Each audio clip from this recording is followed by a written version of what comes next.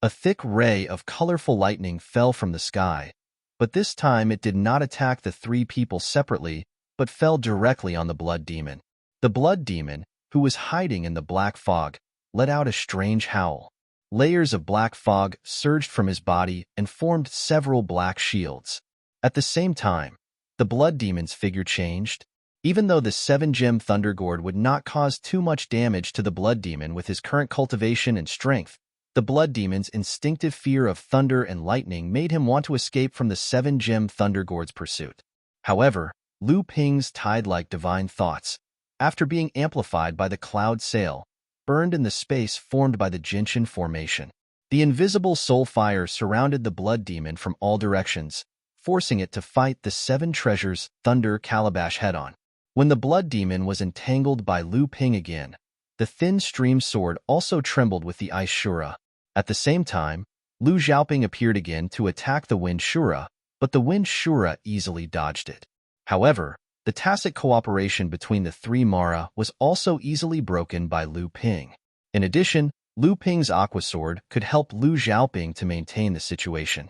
Although Lu Ping was still at a disadvantage, he no longer had the power to obstruct the completion of the Jinshin formation. As the 12 Jinshin pearls and the rank 9 White Jade Lotus were connected one by one with crystal wires that only Lu Ping could see, the 12 Jinshin pearls began to connect with each other, gradually forming a giant net in the Ice Palace. The ice ball in the Ice Shura's hand suddenly trembled. The Ice Shura looked up and saw the huge Ice Palace collapsing. The natal Jinshin formation had been activated and broke the Ice Palace that the Ice Shura had set up. A huge formation covered in blue crystal walls was activated with a bang. No one's divine senses and divine thoughts could detect the situation inside the formation. The 3 Mara that had also reached out of the formation had also lost contact with the Mara outside. Spirit gathering. A low voice came out of Lu Ping's mouth slowly. A huge but invisible vortex formed in the middle of the formation, gradually spreading to the surrounding void. The spiritual energy of the world within a radius of more than 100 miles began to gather in the Origin Time Grand Formation. There were violent winds and huge waves, and even the clouds in the sky were surging, stirring up a huge astronomical phenomenon. The commotion quickly alerted the two sides that were fighting on the nameless island. Looking at the giant blue formation and the phenomenon it caused, the Jade Shura immediately felt that something was wrong. She roared angrily and wanted to get rid of the entanglement in front of her and go to the formation. Although Tiankong Laozu was surprised that Lu Ping had never used this skill before, Lu Ping had already given him enough surprises to numb him. Seeing that the Jade Shura was attacking him fiercely, but also looking in the direction of the battle between Lu Ping and the 3 Mara, Tiankong Laozu knew what she was thinking. He used the mountain-splitting axe in his hand to fight the strong enemy in front of him and buy time for Lu Ping.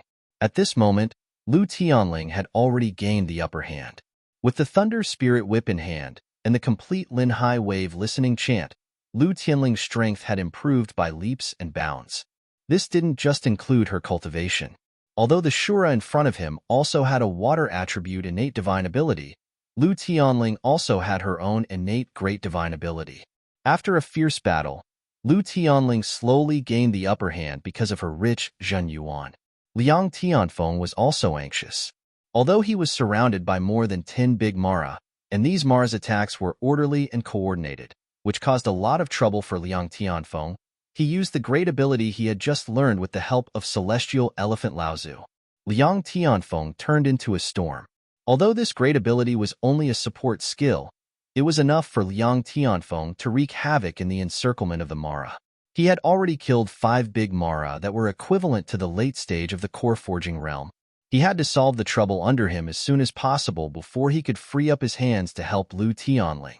Once he was able to break the stalemate, Jinling's victory was already set in stone. What made Liang Tianfeng anxious was the large-scale battle between Jinling's disciples and Mara. Although In Xinshu, Ji Xianxian, Yao Yong, Du Feng, the Blue Phoenix Demon, and the 3 young men and women who were at the late stage of the core forging realm were continuously killing big Mara, Mara's side still had the advantage in numbers. On Jinling's side, there were already casualties among the core forging realm cultivators. The surrounding ling qi of heaven and earth stabilized the natal prime hour grand formation.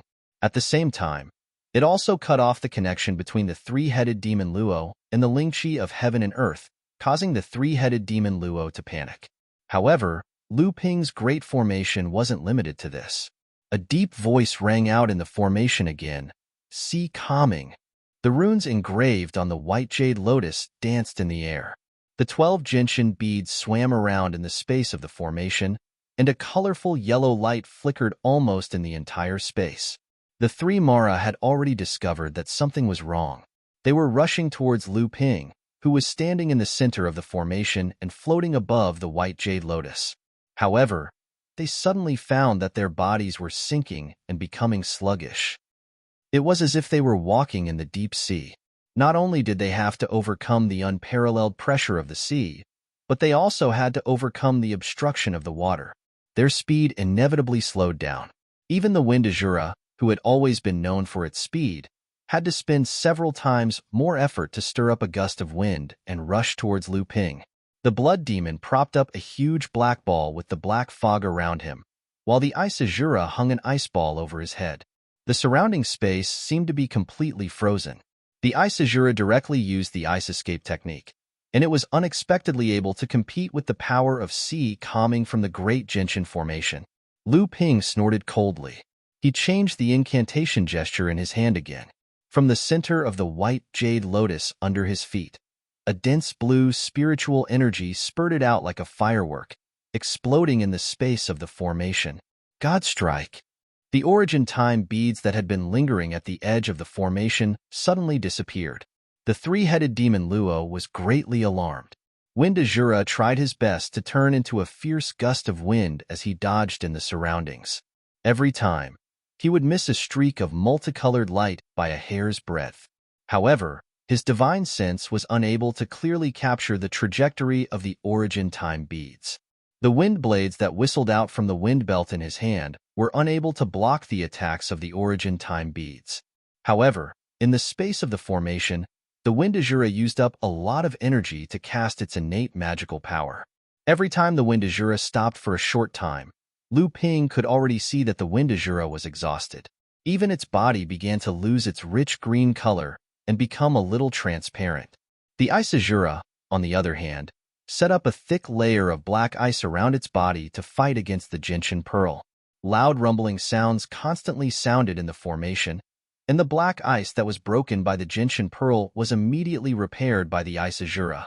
At this time, the blood demon seemed to be a lot more relaxed. Surrounded by the black fog, the gentian pearl shuttled back and forth several times, but it never hit the blood demon's body. It seemed that the blood demon was not in the black fog, but it also seemed that the blood demon's body had become illusory. The gentian pearl shuttled back and forth in the body of the blood demon, but it could not hurt the body. However, right at this moment, a rainbow-colored lightning struck down once again. The blood demon finally reacted. The thick black fog surged upwards, and a rainbow-colored light took advantage of this opportunity to strike down. With a piyub sound, it finally hit the real body, and the blood demon's pained roar finally came from within the black fog. Seeing this, Lu Ping was slightly happy. Then, he clenched his hands and opened them. 2 balls of rich, spiritual energy flashed in his hands. Lu Ping pressed his palms down slightly and shouted, "Zhenyu." Chapter 10:16. Suppressing Mountain. As Lu Ping shouted, the white jade lotus shrouded in a halo of white light shone even brighter, filling the entire space in the array formation with its pure white light. If the three Mars movements were restricted by the Gentian formation's external power suppression, this time, the pure white light from the Gentian formation instantly invaded the Mara's body, causing the three Maras to become motionless from the inside out. However, this did not mean that the three Mara had given up resisting. Lu Ping hovered above the white jade lotus. The spiritual ether pillars that surged out of his palms became more and more vigorous. The entire formation space could hear the ebb and flow of the tides. Crack! The Seven Treasures Thunder Calabash was the fastest. As soon as the three Mara were completely restrained by Lu Ping, it immediately began to concentrate all of its power to attack the blood demon's protective black mist. Thunder magic had a special effect on the Mara, and this effect was even worse on the Shoma clan. The shrill cries of the Mara were hair-raising. As a blood demon, although the Seven Treasures Thunder Calabash's thunder magic could severely injure it, it was not enough to kill it. Moreover, as the three Mara joined forces to resist, Lu Ping was becoming more and more powerless to completely suppress the three Mara in the formation. Bang! The Ice Shura was the first to break free from Lu Ping's restraint. Just as the thin water-flowing sword was about to pierce its heart, it used the ice ball in its hand to hit the twin flying swords. Clang! The ice ball was, after all, a spiritual treasure. Under the Ice Shura's angry attack, the thin water-flowing sword was immediately smashed askew. However, it was a little too late. Although the twin flying swords were not able to kill the Ice Shura, they twisted one of the Ice Shura's arms into a mist of ice essence. Ice Shura roared and pushed the ice ball with her remaining arm. The ice ball was pushed into the void and disappeared. Lu Ping had a bad feeling. The thin water sword split into two and flew back towards Lu Ping, but he saw that above the thin water sword, the ice ball came crashing down again. Lu Ping saw that the situation was not good. He casually plucked a cloud from the cloud around him and pushed it towards the thin water sword. However, it was too late. The ice ball smashed down and the thin water sword let out a mournful wail. The sword's body immediately froze. At this time, the magic cloud appeared and wrapped around the thin water sword. Then, before the ice ball hit for the second time, it disappeared from the formation space. When it reappeared, it was already in Lu Ping's hand. Lu Ping reached out to hold the thin water sword. He immediately felt a chill from his palm directly into the core space. Lu Ping snorted coldly and tightened his grip on the sword. A blue light flashed in Lu Ping's palm, and the frost on the sword quickly disintegrated. However, when Lu Ping scanned it with his divine telekinesis, he found that the thin water sword's spirituality was greatly damaged. Although it was not to the extent of lowering its grade, Lu Ping would need to put in a lot of effort to restore it to its previous level. Lu Ping looked up at the Ice Shura that only had one arm left. His eyes flashed with murderous intent. He saw that the Ice Shura was holding the ice ball with one hand and charging towards the blood demon that Lu Ping had beaten to the point where it could only defend itself. Although the other Wind Shura had been completely imprisoned by Lu Ping and allowed Lu Xiaoping to take the opportunity to blind one of its eyes, it still managed to break free when the other thin water sword slashed at it. The wind bag in its hand blew out a gust of wind, blowing Lu Xiaoping far away in the air. The Wind Shura also noticed the blood demon's predicament and leaped over to help. At this time, Lu Ping would not allow the three of them to join forces again. The formation space that had originally sealed off the spirit chi suddenly opened up. The spirit chi that had been condensed from the spirit gathering effect of the Jinshin formation surged into the formation space like a tide, causing the spirit chi in the entire formation space to condense into liquid. Lu Ping raised his hand vertically, and the spiritual energy tide in the entire space began to fluctuate violently. At the same time, the 12 origin Chen beads were like 12 bright moons hanging in the sky above the array space, flashing with dazzling 5-colored rays, causing the turbulence of the spiritual energy tide to become even more violent. Mara's spirit devourer and the two Shuras that were charging towards the blood demon were already drunk from the spirit chi that had suddenly reappeared. When Lu Ping used the blue waves technique with the help of the Jinshin formation, the three Mara could no longer stand in the formation space. They swayed left and right, unable to display even half of their abilities. At the same time, Lu Ping seized the opportunity to unleash all his attacks on the blood demon. This was the third time the Seven Treasures Thunder Gourd had cast the Seven Treasures Thunder Gourd. The black mist around Mo Luo's body was almost disintegrated, leaving only a thin layer behind. As for Lu Ping, he beat the blood demon while it was down. He extended his hand towards the sky, and a blue chain of light slashed down. His innate great divine ability, Sunflower Divine Lightning, under the amplification of the Jinshin formation, was not weaker than the Seven Treasure Thunder Calabash's Rainbow Lightning. The blood demon roared, and the last thin layer of black mist around its body finally dissipated, revealing the blood demon's pale white body with a trace of fear. At this time, a dark green flame suddenly appeared in front of the blood demon. The jade soul fire finally materialized in front of the blood demon. The blood demon screamed and wanted to retreat. However, the jade soul fire was much faster than it.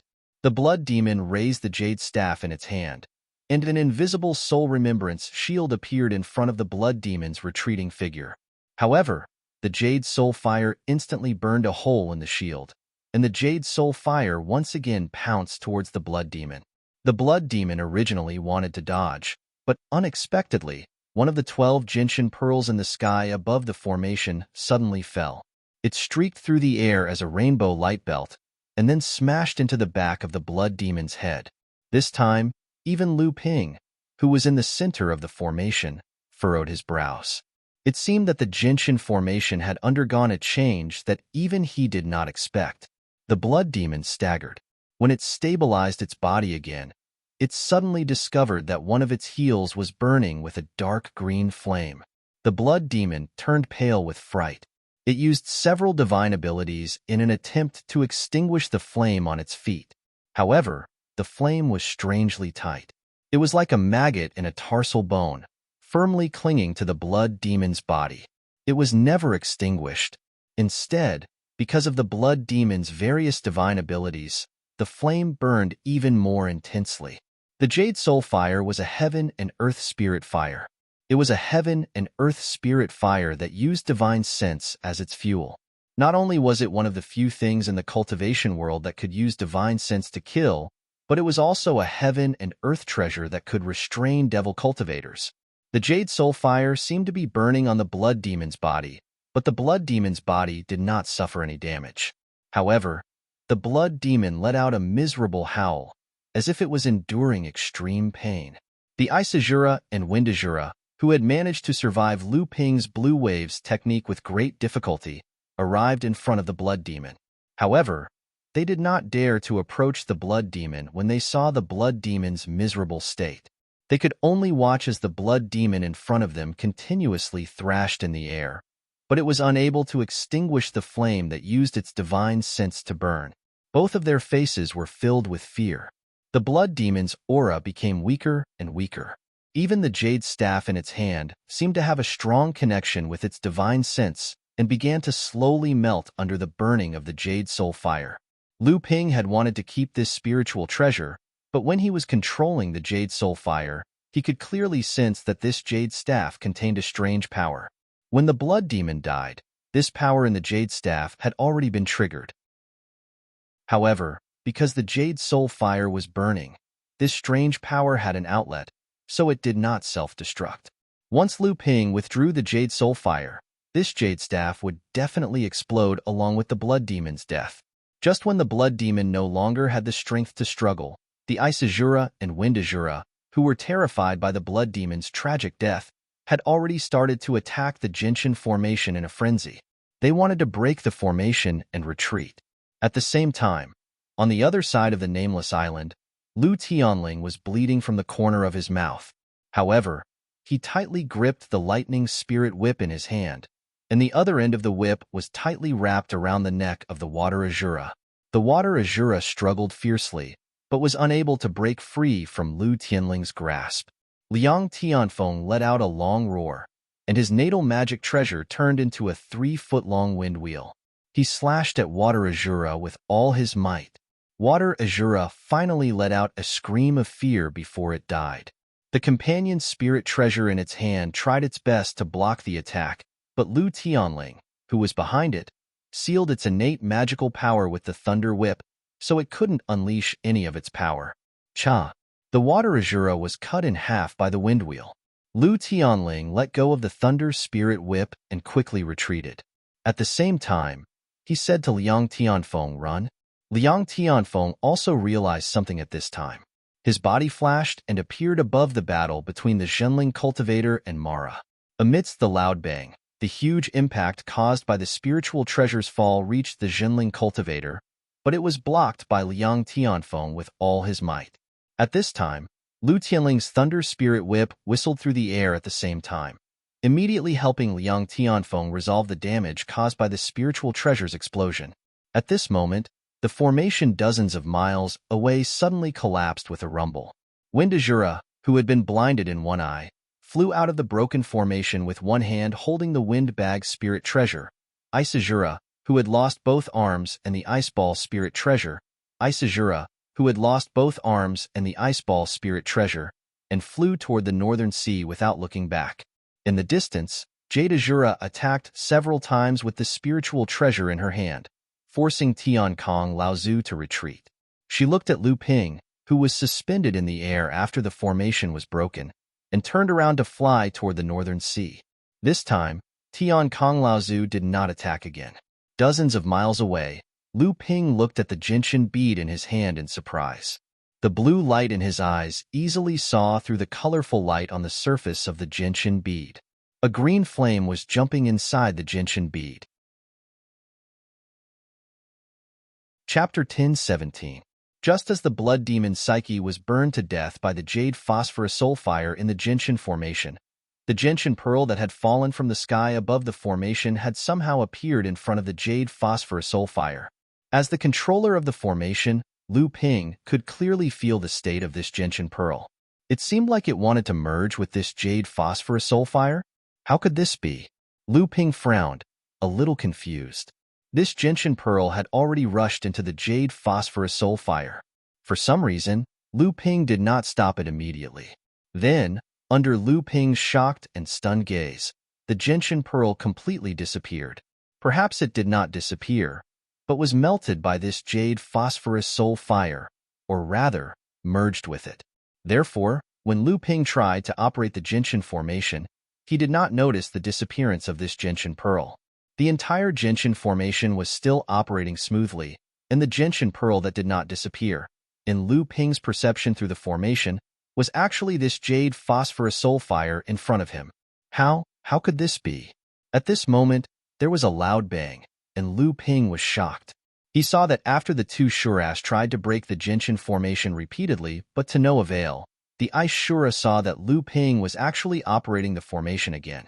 Thinking about the strange way that the blood demon had died, in his shock, he actually detonated his companion's spiritual treasure, the crystal clear but rather powerful ice ball. The exploding companion's spiritual treasure broke the gentian formation in one fell swoop while Lu Ping was distracted. The two Shuras fled, and the moment the ice ball exploded, Lu Ping subconsciously operated the formation to protect himself. Only then did he realize that the jade phosphorus soul fire had turned back into the gentian pearl for some reason. Seeing that Lu Tianling and Liang Tianfeng had joined forces to kill a water Shura, and the jade Shura that was fighting with Tiankong Laozu realized that the situation was not good and quickly retreated, while the Jinling disciples had gained an overwhelming advantage in their battle with Mara. Only then did Lu Ping reach out and take the gentian pearl, which had turned back into a pearl, in his hand to carefully examine it. Lu Ping held the gentian pearl in his hand, and at this time, he felt that the pearl in his hand was no longer a gentian pearl, but a ball of flame, a ball of jade phosphorus soul fire. However, for some reason, this ball of jade phosphorus soul fire did not affect the activation of the gentian formation at all. Even after the jade phosphorus soul fire was integrated into the gentian pearl, Lu Ping found that the gentian formation seemed to have another magical effect, and even its power began to increase significantly. The pearl in Lu Ping's hand was constantly changing between the form of the jade phosphorus soul fire and the gentian pearl, but there was no obstacle. Lu Ping seemed to understand something, but he did not fully understand it. However, he could feel that this did not bring him any harm, and on the contrary, it might bring him a lot of benefits. At this time, Lu Tianling had already called him over from afar. Lu Ping flipped his hand, and the gentian pearl disappeared into his palm. Lu Ping took a step forward, and in an instant, he was already above the nameless island. After gathering a few clouds in the sky, they quickly formed a cumulonimbus cloud. When the raindrops fell, they turned into flying blades. Those Mara that had not yet fallen or were hiding, under the art of traveling through clouds and summoning rain, none of them could escape with their lives. Tiankong Laozu and Liang Tianfeng had already brought spiritual master Xianwei, who had already arrived before, but was nowhere to be seen during the battle just now. They entered the underground spirit stone vein of the nameless island to check, and began to arrange attraction formation. Only Lu Tianling and Lu Ping were left in the sky on guard. Seeing Lu Ping coming over, Lu Tianling frowned and said to Lu Ping, "Xianchu seems to have a deep prejudice against the sect." As soon as the battle ended, he left with a group of cultivators on your Soundwaves Island. Lu Ping couldn't help but be startled when he saw a few rays of light on the sea in the distance. The expression on his face kept changing. Fortunately, Lu Tianling and Lao Zu's attention was not on him, so they didn't notice the fluctuations in Lu Ping's expression. Even if Yin Xianchu didn't want to meet the high-level cultivators of the sect, he still had to greet his friends like Yao Yong, Du Feng, and Xianling. Leaving in such a hurry was probably not only because of Yin Xianchu. Could it be that Qi Lianying decided to leave on her own? At this time, the cultivators of Jinling also began to gradually leave. After Mara was expelled and killed, there was nothing left for them to do. In order to avoid being discovered, they began to secretly evacuate to Jingzha Island. With a rumble, the entire nameless island shook, and 3 rays of light flew out from the island. Lu Tianling asked Tiankong Laozu, "Martial uncle, are you ready?" Old ancestor Heavenly Peace pointed at spiritual master Xianwei, who was behind him, and said, "Ask this brat. Heavenly Wind and I are just grasping blindly inside. We are all listening to this brat's commands." Lu Ping thought about Taoist master Xuanwei's clueless method of setting up the formation and found it a bit funny. However, ever since Taoist master Xianwei obtained the inheritance of the Crystal Palace's mind-seeking master, his position in the sect had been rising steadily.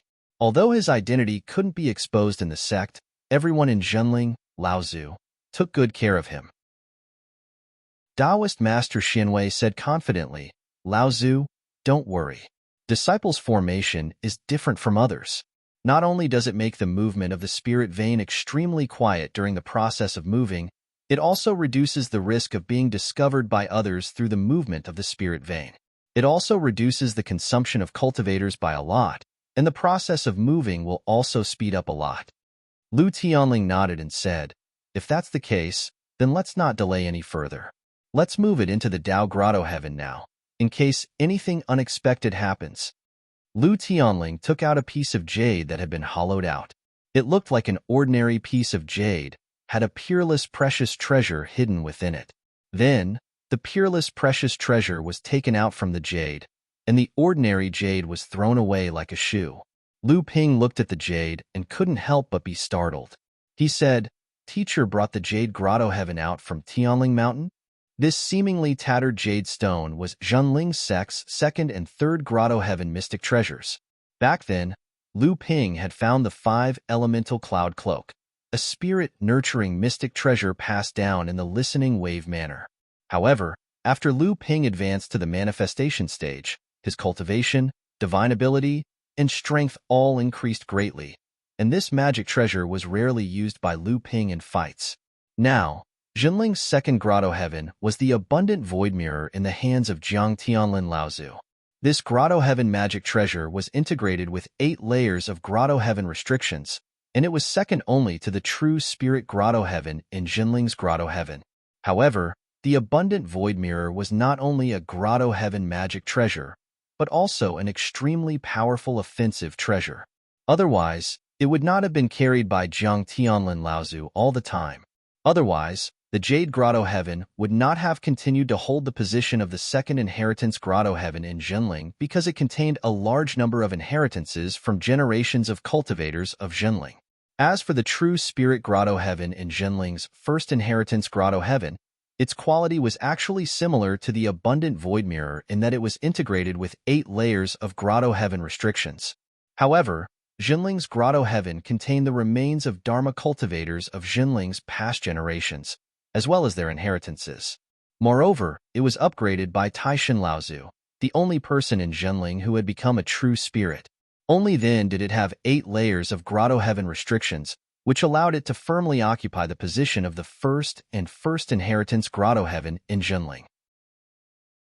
Lu Tianling, Tian Kong Laozu, and Liang Tianfeng were about to work together to start moving this medium-sized spirit stone mine, but unexpectedly, Lu Ping's expression suddenly changed, and he said, "Wait." Tian Kong Laozu and the others saw Lu Ping's serious expression, and their hearts suddenly sank. Lu Tianling knew that Lu Ping's will was far stronger than that of ordinary people. So he asked, "Did you find something?" Lu Ping looked into the far north of the sea and said in a low voice, "Just now, the Jade Shura did not go far away, but lingered near this sea. I'm afraid that the other party's plan is to suddenly attack when we use our magic to move the spirit stone mine and can't be distracted. Even if it can't seriously injure one or two of us, it will at least interrupt the process of moving." Tian Kong Laozu did not notice anything before, but after Lu Ping's reminder, he seemed to feel that the Jade Shura's presence was not far away.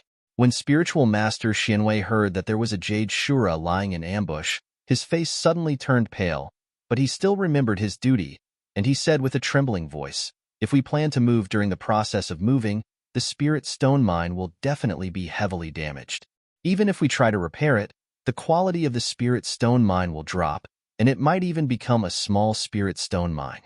Lu Ping smiled at spiritual master Xianwei and said, "Don't worry, I was just reminding everyone to be careful. Since we have already discovered its presence, as long as one of us can restrain it, it will naturally not appear unless we are confident of success." As expected, Lu Ping did not participate in the movement of the spirit stone mine from beginning to end. Instead, he sneaked a few miles towards the north of the sea, and then he floated in the air and began to meditate. His divine will was still sensing the presence of the Jade Shura from afar. The three Dharma adepts landed on the Nameless Island, and Lu Tianling opened the Jade Cave. The hole opened by the old jade stone suddenly expanded to a few feet high, and there was a rumbling sound coming from the bottom of the Nameless Island. Even the sea around the island began to shake, and waves kept rising, piling up one after another. Very soon, there was a huge wave that was a few feet high, and it was pushed far away from the sea. And Lu Ping's divine will was locked on the Jade Shura's faint presence from afar. Even though Lu Ping was only an early Dharma adept, Lu Ping had single-handedly fought against 3 Mara, killed a blood demon, and severely injured 2 blood Shuras, and had caused the distant Jade Shura to tremble with fear. After a while, perhaps seeing that Lu Ping's defense was tight, and that there was no chance for it to attack, the Jade Shura's presence finally disappeared.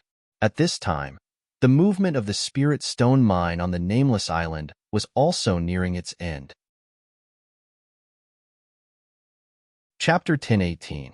With the successful migration of the spirit stone vein, the mine tunnel under the Nameless Island suddenly collapsed, and nearly half of the Nameless Island was submerged by the sea. Lu Tianling didn't stay on Jingzha Island for long. After learning about the situation in the East China Sea, she left. During this period, Lu Ping had several opportunities to mention Qi Lianing to her, but in the end, Lu Ping still didn't know where to start. In the end, he just watched Lu Tianling leave. After all, he only suspected it. If he told his teacher about it, and it turned out to be false, wouldn't that be a big joke? Lu Ping found a plausible reason for himself, and finally felt at ease. So he returned to Soundwave Island and began to restore the vitality he had lost in the battle. Because Lu Ping had to go with Tiankong Laozu to Fantasy City in 3 days, Lu Ping could only stay on Soundwave Island for 2 days. After giving a bit of the essence that Linglong had absorbed from the companion spirit treasure of the Isajura to Lu Linger, Lu Ping began to restore the lost qi in his body while nurturing and repairing the thin water sword that had been damaged in the battle. But in addition to this, Lu Ping also put some of his energy on the 2 gentian beads in the core space. These 2 gentian beads had some unexpected elements for Lu Ping. One of them was naturally integrated with the Jade Soulfire, and after Lu Ping tried it, he found that the Jade Soulfire could change between the 2 forms of the gentian bead and the flame at any time. And the other gentian bead seemed to have a river in it. This river meandered, very much like the Yulon River that Lu Ping used to flow from Drifting Island to the sea. When Lu Ping returned to the Central Plains from the Western Wasteland, he drifted along the Yulon River. At the mouth of the sea, he had an epiphany and pushed the East River sword technique to a new level. At that time, Lu Ping did not casually replace this sword technique with the Danxia Purple Mist in the core space to condense a new spell talisman. Instead, he used a gentian bead as a medium to imprint this new sword technique talisman into it. Although the brand new East River sword technique was born out of the 12 orthodox techniques of the North Sea which Lu Ping had trained in, it had already broken away from the old East River sword technique and become a brand new divine ability. In fact, it could even be said that Lu Ping had created this sword technique on his own. However, Lu Ping, in consideration of the fact that the 100 rivers flow into the sea technique was a peerless divine ability, he had decided not to replace it with the new East River sword technique. Instead, he had left the old sword technique as the foundation of his divine ability, so as to prevent any accidents from occurring when he became a peerless divine ability. In fact, Lu Ping's considerations were completely correct. The brand new divine ability sword technique that Lu Ping had comprehended from the old East River sword technique could completely rise to become a brand new divine ability sword technique inheritance in the future. If he replaced the new sword technique with the 12 orthodox techniques, the power of the sword technique might skyrocket in a short period of time. However, when it became a peerless divine ability, it would lead to the collapse of the existing system. The 12 orthodox techniques of the North Sea was actually a divine ability inheritance system with the 100 rivers flow into the sea and the art of vast seas and mulberry fields as its goal. The old East River sword technique was only one part of this system. In order not to affect the 100 rivers flow into the sea sword technique, Lu Ping had copied the new divine ability sword technique he had created into the Gentian Pearl. In this way, although the new East River sword technique could not become Lu Ping's source divine ability, it could use Lu Ping's source treasure to greatly enhance the sword technique's power. At the same time, Lu Ping could also improve the sword technique's power in the future. 2 days later, Qi Lianying walked into Lu Ping's cave abode. Lu Ping opened his eyes and looked at the serious Qi Lianying. "Have you made up your mind?" Qi Lianying smiled and said, "I've said it before. You must be the first to see my face, and you are the only one who can remove this seal for me." Lu Ping was silent, and Qi Lianying did not speak either. After a while, Qi Lianying said, "Don't worry, I won't make things difficult for you." Lu Ping was stunned, but he did not know what to say. Qi Lianying closed her eyes and sat cross-legged in front of him. Lu Ping looked at the delicate face in front of him and couldn't help but sigh inwardly. Who would have thought that there would be another face hidden under such a beautiful face? It's been a long time. The process might be painful, and it might even affect your original appearance. Qi Lianying frowned and said, "Disfigurement? You have to have some confidence in me. It won't be disfigurement, but there may be wrinkles and aging." Lu Ping said helplessly. Qi Lianying's frown deepened as soon as Lu Ping said that. Lu Ping hesitated for a while and said, "There is actually a senior in our sect who is proficient in all kinds of restriction spells. He is Liang Tianfeng Laozu that you met earlier. Why don't? If you want him to remove it for me, you might as well take me to Mei Tianqin. That's more direct." Qi Lianying interrupted Lu Ping's suggestion without hesitation. "If that's not the case, I would have begged your master to remove the restriction spell on my face. Wouldn't that be easier?" Lu Ping was shocked. When Qi Lianying suddenly left without saying goodbye after the battle, Lu Ping knew that she had sensed something. However, when he returned to Soundwave Island, he heard that Qi Lianying had been in seclusion, so he did not disturb her again. His temper was really like that. Lu Ping pulled himself together and asked after a moment of hesitation, "Did you sense something or remember something?" Qi Lianying smiled. "Indeed, it's a feeling that I haven't felt for a long time. It's so complicated that I don't want to face that person again. I'm afraid this is also what you guys have been guessing, right?" Lu Ping was speechless, but Qi Lianying heaved a long sigh and calmed herself down. She said decisively, "Let's do it. I've said it before. Only you can see my face. You should have some understanding of my situation in the North Sea. You're making me feel guilty because you insist on doing this. Because of your cultivation partner, Taoist Master Mysterious Fox?" Qi Lianying smiled with a hint of mockery. "I've said it before, I won't make things difficult for you. This is my personal wish. It's up to you whether you accept it or not." Lu Ping's mouth twitched unconsciously. He said helplessly, "I'll remove the restriction on you first." Although this restriction was only sealed by Mei Tianqin when she was in the core forging stage, it was not difficult for Lu Ping now. After all, When Lu Ping's cultivation reached the core forging late stage, he was already very confident. He had never had the chance to come to the East Sea before. Countless streams of light shrouded Qi Lianying's face, and they kept seeping into her face bit by bit, as if they were peeling away something. Lu Ping's method of touching the seals was based on the water seep sword skill, which gave off a feeling of being able to penetrate through every pore of the seal. In just 10 minutes, the streaks of light dissipated, and Qi Lianying's face reappeared in front of Lu Ping. It was unexpected, but also within expectations. The next day, Lu Ping bade farewell to Yin Xianxu, Ji Xianxian, and the others early in the morning. After that, he left some treasures for Wu Yin, Yi Buqi, and Hong Ying. At the same time, he instructed the three of them before going to the Awakening Island through the teleportation array. After sending Lu Ping off, Ji Xianxian looked at Lu Ping's cave abode and said, "Strange, why didn't Sister Ying come out? Could it be that senior brother Lu didn't remove the restriction on her face?" Yin Xianxu also looked in the direction of the cave abode. He shook his head but did not say anything. Ji Xianxian suddenly chuckled and said, "Do you think it's because Sister Ying is ugly after restoring her appearance? That's why senior brother Lu left so early today?" Yin Xianxu turned around and looked at Ji Xianxian speechlessly. He said, "Impossible. Why is it impossible?" Ji Xuanchuan's spirit was shaken. His eyes flickered with excitement as he said, "Perhaps there's another possibility. Sister Ying stayed in senior brother Lu's cave abode for an entire night. Do you think it's because, Yin Xianxu glanced at the distance behind Ji Xianxian. A look of doubt flashed across his face. He then said to Ji Xianxian coldly, "Good luck." With that, Yin Xianxu exploded into a cloud of white mist and disappeared. Ji Xianxian was stunned and said, "What do you mean?" Soon after, he felt a gaze that seemed to be solid piercing towards him from behind. A wave of killing intent suddenly burst forth from Ji Xuanchuan's back. Ji Xuanchuan's mind raced, and he thought to himself, "Oh no." He rushed forward. At the same time, when he looked back, he saw Qi Lianying, whose appearance had not changed in the slightest, standing at the entrance of the cave abode. The killing intent on her body was not concealed in the slightest.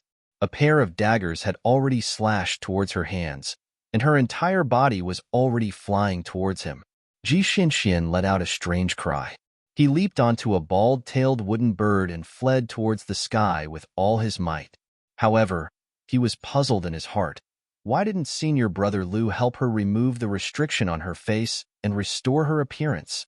In the north of the fallen mystic realm, two streaks of light streaked across the sky one after another. They were Tian Kong Laozu and Lu Ping, who were rushing towards the Phantom City.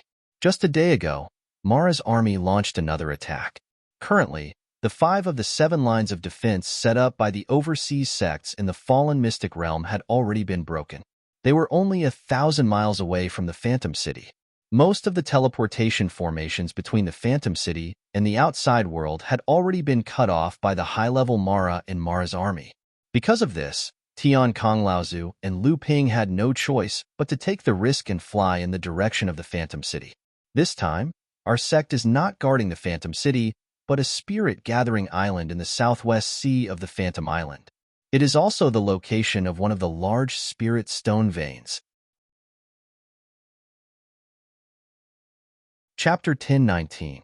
The giant spirit stone vein and the 4 other giant spirit stone veins found in the fallen mystery land were distributed across 5 islands. The illusionary spirit island, where the giant spirit stone vein was located in the center, while the other 4 spirit stone veins were located on the surrounding 4 islands, surrounding the illusionary spirit island in the center. Shungling Island was a medium-sized island located in the southwest corner of Phantom Island. This island was guarded by 5 mid-Dharma adepts all year round. Not only Shungling Island, but the other large spirit stone vein to the northwest of Phantom Island was also occupied by human adepts. This was also the case on Yuanling Island. Furthermore, these 2 large spirit stone veins were jointly owned by 25 mid-sized sections. Hence, the Dharma adepts stationed at these 2 large spirit stone veins were rotated by these 25 mid-sized sections. Every batch of mid-Dharma adepts would be stationed at these 2 spirit stone veins for about 5 years, and these 5 years would coincide with the period when the sects would hand over their share of the spirit stones to each sect. Compared to Yuanling Island, the spirit stone veins on Shangling Island only produced slightly more spirit stones. However, the spirit stone veins on Shangling Island were only supplied to the top 10 sects out of the 25 sects, while the spirit stone veins on Yuanling Island were distributed to the bottom 15 sections. As such, in terms of individual shares, the spirit stones distributed to the top 10 sects were much more than the top 15 sects on Yuanling Island. Each sect's share would vary according to their ranking, and after every 5 ranks, there would be a large change in the sect's share. This meant that the 6th-ranked sect's share might only be slightly higher than the 7th-ranked sect's share, but the 5th-ranked sect's share would be much higher than the 6th-ranked sect's share. During the previous Phantom City Conference, Zhenling's sect had managed to enter the top 5 of the overseas mid-size sects in one fell swoop due to the efforts of the 3 mid-Dharma adepts, Tian Kong, Tian Lin, and Xiang Lu. To the 25 overseas sects, this was already considered a major change in power, and at the same time, it was also an intense conflict of interest. This time, Mo Luo's large-scale advance to the north was obviously aimed at the 5 spirit stone veins on the 5 islands of Phantom. Hence, Phantom City had immediately gathered the Dharma adepts of various large and medium-sized sects from overseas to gather in Phantom City, in preparation to defend against Mo Luo's attack. Originally, these 5 islands were a perfect part of a large natural formation. However, after the war between humans and demons, the 2 large spirit stone veins on the east of Phantom Island were occupied by the demons. After that, the humans and demons came to a compromise. Although the giant spirit stone mine on the illusionary Spirit Island was still occupied by the 9 major overseas sects, such as the Crystal Palace, the formations on the 5 islands were still intact. At the same time, as the hub of the large-scale formations on the 5 islands, the illusionary Spirit City had become the largest city in the overseas cultivation world where humans and demons mixed together. Although Phantom Island was the center of the formation on the 5 islands and would definitely be the first target for Mara's army to attack, the other 4 islands also needed Dharma adepts to guard. Tian Kong and Lao Zu's task was obviously to guard the Spirit Gathering Island, which was where the distribution of spirit stones was. The situation doesn't look good. The situation doesn't look good. The overseas practitioners set up 7 lines of defense in the fallen Mystery Land. Originally, it was to buy time for the 5 illusory islands to summon the cultivators from the various sections. Unexpectedly, Mara's army was like a hot knife through butter. In the blink of an eye, 5 of the 7 lines of defense were broken. Now, the 6th line is in imminent danger. It is said that no less than 10 Dharma adepts from the allied forces of the human and demon races have fallen. The number of core forging adepts who have died is even more uncountable. There is already news that there are no less than 3 Azuras among the Mara army. 3? Azuras? Lu Ping was taken aback as he looked at the talisman in Lao Zu's hand that was slowly evaporating after the message was read. Although these one-time use talismans required the use of spatial energy, they were, after all, only used to send messages. Even though Mara had interfered with the spatial energy around the 5 islands, he still could not completely stop the transmission of these spatial talismans. However, activating the teleportation formation could not be so risky. Tian Kong Lao Zu nodded and said with a serious expression, "Indeed, it seems that Mara's army is determined to win this time. However, you don't have to be so surprised. The Crystal Palace and the 9 sects are not to be trifled with. This time, the situation is so serious that at least 5 of the 9 sects will send their great adepts. The Crystal Palace may even send more than 1 great adept. The 3 major races, the Green Sea Snake, Fire Phoenix, and Kurin, will also send their great adepts. When the time comes, both sides will probably have no less than 12 great adepts. With the power of the formation, it may not be possible for Mara to break through the 5 islands of the illusionary spirits." As Lu Ping listened to such a large lineup, he could not help but be speechless. In the North Sea, a gathering of more than 10 Dharma adepts was already a big event that would shake the entire North Sea training world. Here, there were 12 Dharma adepts.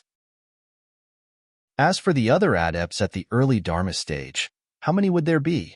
Lu Ping felt his mouth go dry as he said bitterly, This is really a big scene.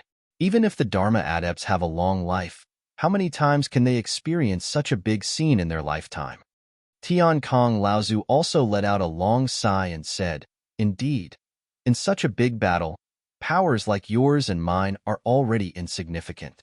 The ones who really have the right to speak are the Crystal Palace, the 9 sects, and the 3 major demon tribes of the East Sea. We just need to be careful and not be used as cannon fodder." Lu Ping could hear the lament in Tian Kong Laozu's tone. There was a sense of helplessness towards his own level of practice and also helplessness towards Zhenling's low status. Tian Kong Laozu paused and said, "Fortunately, Xin Su, Xin Heng, Xin Peng, Xin Yong, Xin Feng, and Xin Ling have already entered Phantom City 3 days ago. However, Mara's army has yet to break through the 5th line of defense, and the teleportation array with Phantom City has yet to be cut off." Lu Ping hesitated for a moment, but still asked, "Grand Uncle, the power on Jingling Island is almost gone. What if Mara finds out?" Tian Kong Laozu smiled and said, "Don't worry, your uncle Tianfeng will always be on Jingling Island." At the same time, a batch of core forging disciples from the North Sea should have arrived by now.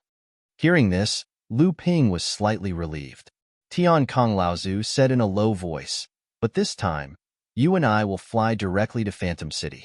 Although we have already bypassed the direction of Mara's advance, we still hope that we will not be discovered by Mara." As soon as Tian Kong Laozu's voice fell, Lu Ping was suddenly startled, and then said with a bitter smile, "Grand Uncle, it seems that our luck is not too good." Tian Kong Laozu was startled, and then immediately discovered something. His face suddenly sank, but then he couldn't help but raise his eyes and said, "No. It seems that there are people fighting with Mara in front. We have already bypassed the route of Mara's advance. Maybe they just ran into Mara's patrol team. Maybe they are also cultivators rushing to the Phantom 5 Islands like us. When the time comes, we might have to rescue them. They may not have found us yet, so let's sneak over and take a look first." The two held their breath and moved stealthily for a few miles. Lu Ping's brows gradually furrowed. At this time, Tian Kong Laozu also discovered that something was wrong, and asked doubtfully, "Monster cultivator?" A strange look flashed in Lu Ping's eyes, and he nodded and said, "It is indeed a monster cultivator, and it is a green sea snake." Tian Kong Laozu let out a low sigh and said, "What a strong ability. With the cultivation of the early Dharma stage, he is fighting a Jade Shura alone. Even the old man is no better than this." Chu Hyaming did not know why he was so unlucky. He had already taken a long detour, but in the end, he had still coincidentally encountered a group of patrolling Mara on the surface of the sea. But before Chu Hyaming could kill the group of Mara, a troublesome thing came out of the group. If it had been a normal Shura, he would have been afraid. Even if it had been a blood Shura, and even if there were 2 of them, Chu Hyaming was confident that with his own strength, he would be able to fight the enemy that was chasing him. But it was a Jade Shura that was chasing him. The 2 of them fought a few times, and Chu Hyaming was defeated every time. But this Jade Shura had targeted him, and left the patrolling group behind to chase him. Chu Hyaming used 99% of his skills, but he still could not get rid of the Jade Shura. And as time went on, Chu Hyaming felt that the spiritual yuan in his body was running out. If he did not think of a way, the Jade Shura wouldn't even need to do anything. He would die from the exhaustion of his spiritual yuan. Chu Hyaming touched the treasure in his hand. If he activated the treasure, the elites of his clan would immediately come to his aid. At the very least, he would be able to scare away the annoying thing in front of him. But this time, he had come to the perished mystery land in private. His clan had not agreed to it, and had even given him a stern warning. If he used up this life-saving treasure, he would be ridiculed by his clan members. Especially that bastard Chu Hai. He was the most detestable one. Chu Hyaming gritted his teeth. He seemed to have a deep grudge against Chu Haitian. D***MN Chu Haitian. If he hadn't provoked me, I would not have come to the fallen mystery land. D***MN Jade Shura. Why does she have to target me? Chu Hyaming knew that if he did not do something soon, he would not even have enough spiritual yuan to activate the treasure. But compared to his own life, he could not afford to lose face. The Jade Shura seemed to have sensed that Chu Haijin was at the end of his tether. She was wielding a companion spirit treasure even more fiercely. Even though the water Shura was on the surface of the sea and could refine a large amount of water essence to replenish itself, the past few days of tracking Chu Haijin had taken a toll on it. Chu Haiming tried his best to dodge the Jade Shura's attacks. The spirit cultivation treasure in his hand was full of cracks, and the huge impact had made Chu Haiming bleed. He could not wait any longer. Chu Haiming's hand glowed with a golden light. He was about to pour his spiritual yuan into the treasure. At this moment, there was a long scream from the sea. A pair of flying swords flew across the sea like two dragons, leaving two deep trenches. The water on both sides quickly swallowed them up. When the Jade Shura saw the two flying swords coming at her, she screamed and swung her companion's spirit treasure. There were two loud noises, and the two flying swords were sent flying back. The Jade Shura didn't seem to be in a good position, either, as she was sent flying dozens of feet away from the surface of the sea. Chapter 1020. A beam of light shot out from the surface of the sea, and Lu Ping stepped out of it. He looked at Chu Haiming, then focused all his attention on the Jade Shura a few hundred feet away. The thin water-flowing sword was like a pair of fish swimming around Lu Ping's body. The unparalleled sword was always pointed at the Jade Shura in the distance.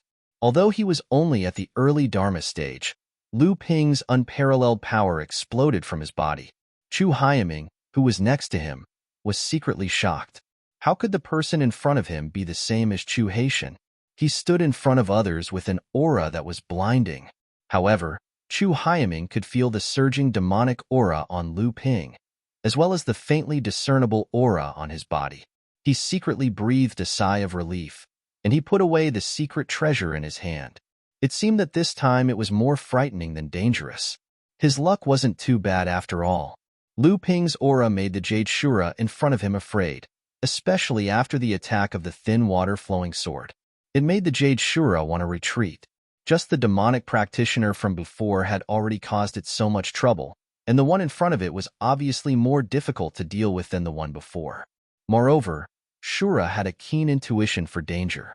Although its divine sense only detected Lu Ping and the beast cultivator's aura, it always felt as if there were other dangers lurking nearby.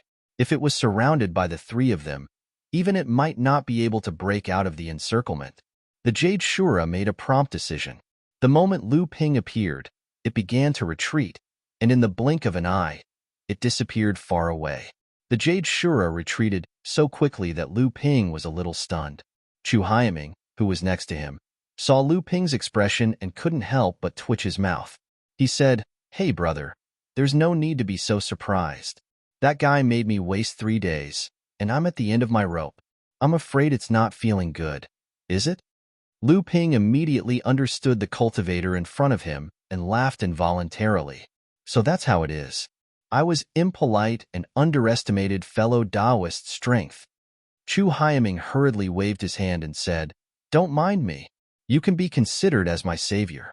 If you hadn't come, then even if the Azura was almost exhausted, I would still have died at its hands."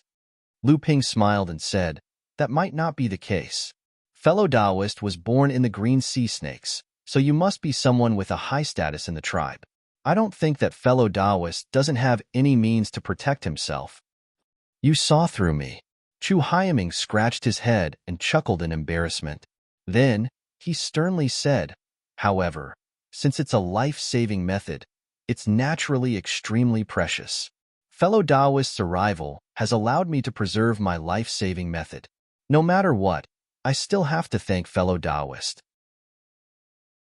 Moreover, if I were to return in such a dejected manner, wouldn't I be mocked to death?" Lu Ping said in surprise. "Fellow Taoist, this is..."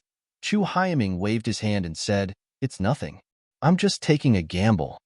Lu Ping secretly cursed. Taking a gamble? Taking a gamble with your life? It seemed that this green sea snake was very much like a playboy. However, his cultivation was really powerful. He was almost no weaker than Wu Shihuan and the others. Seeing that Lu Ping didn't say anything, Chu Haiming thought that there was still a long way to go before they reached the Phantom City. If he encountered any danger along the way, he might not even have enough time to use his life-saving method.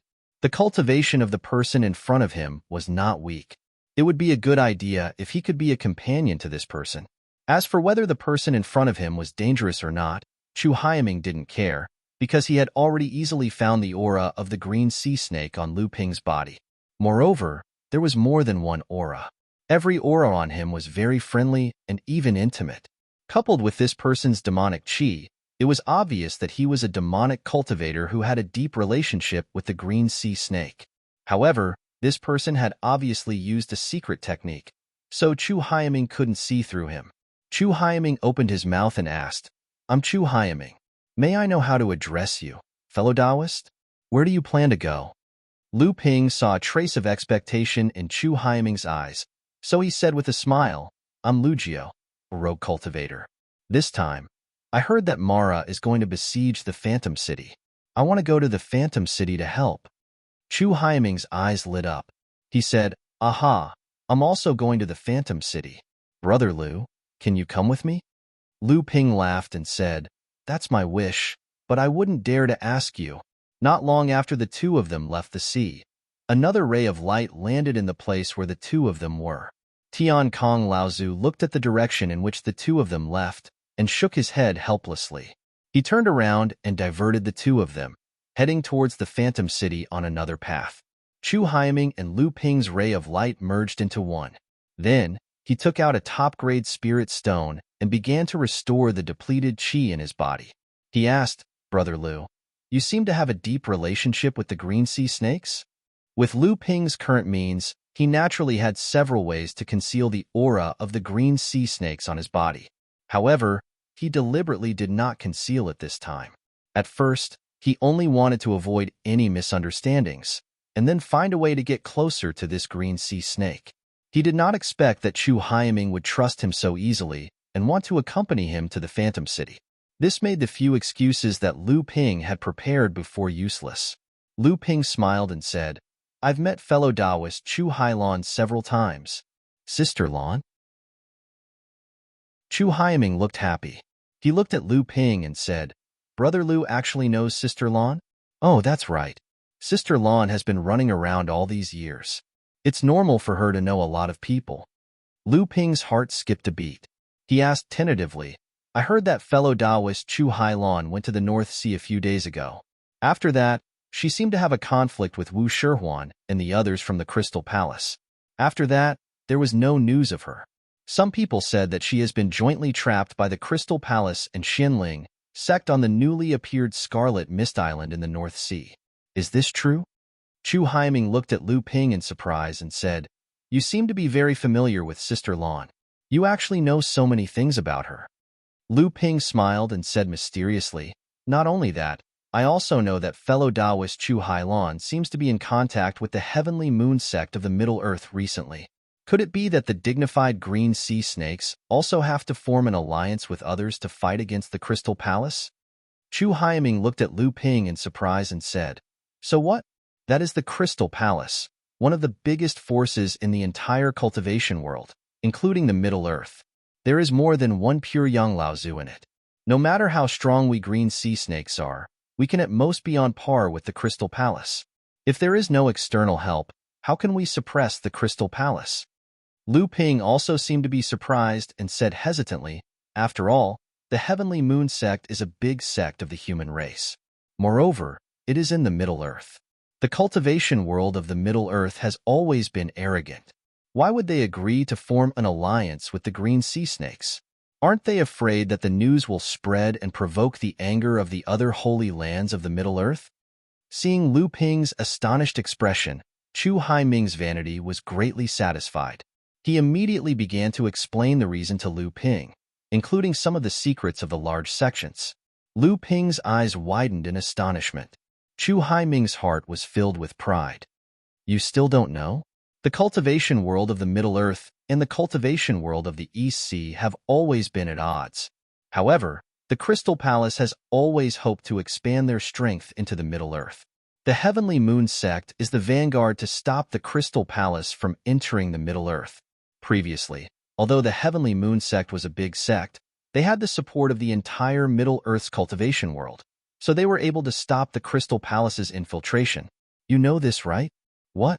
Only one part of it? Sigh. All right, I'll tell you.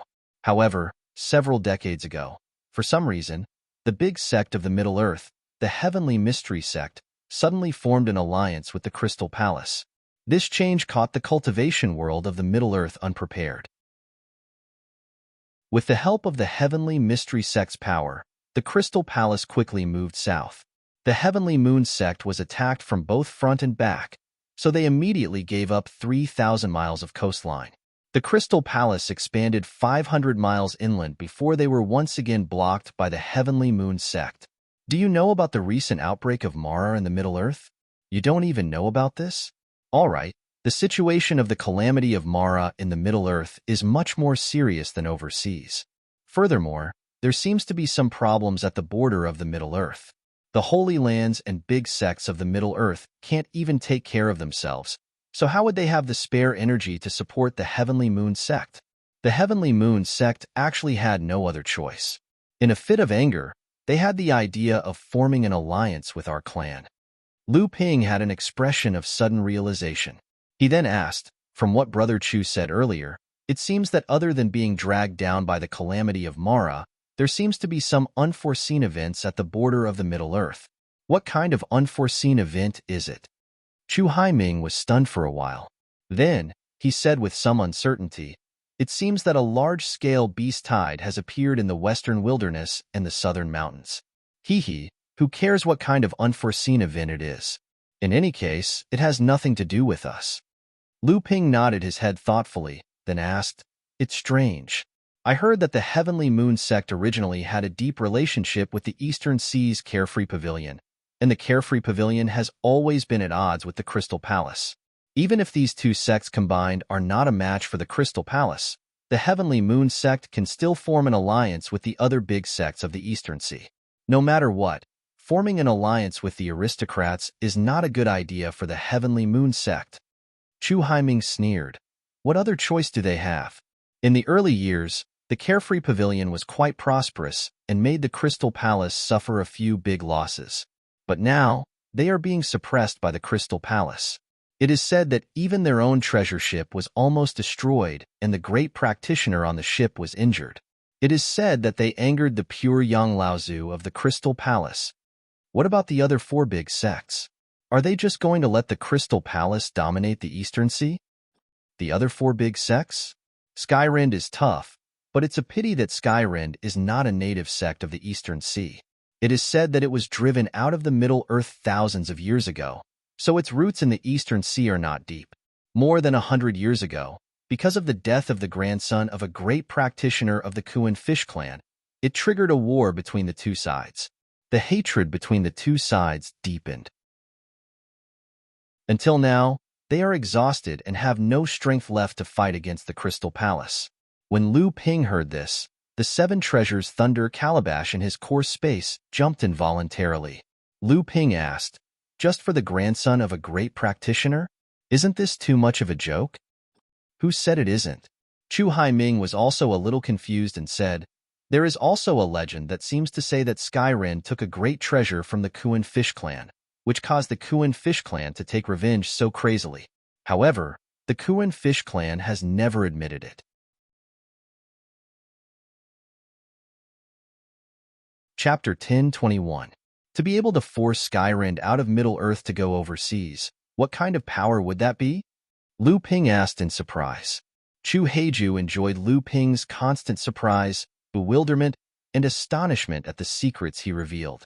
All of this made Chu Heiju feel a kind of joy that he had never felt before among the Green Sea snakes. Of course it's the Ziyang Palace. When Skyrind was at his peak, he was much stronger than the Tianqian sect, the Western Wilderness Palace, and the Ying Tian sect. Swordsmen are known as the best cultivators of the same level in terms of attack, and Skyrind was known as the #1 sword sect in the world. This is a direct slap in the face to the Ziyang Palace. Don't you think that Skyrind is seeking death?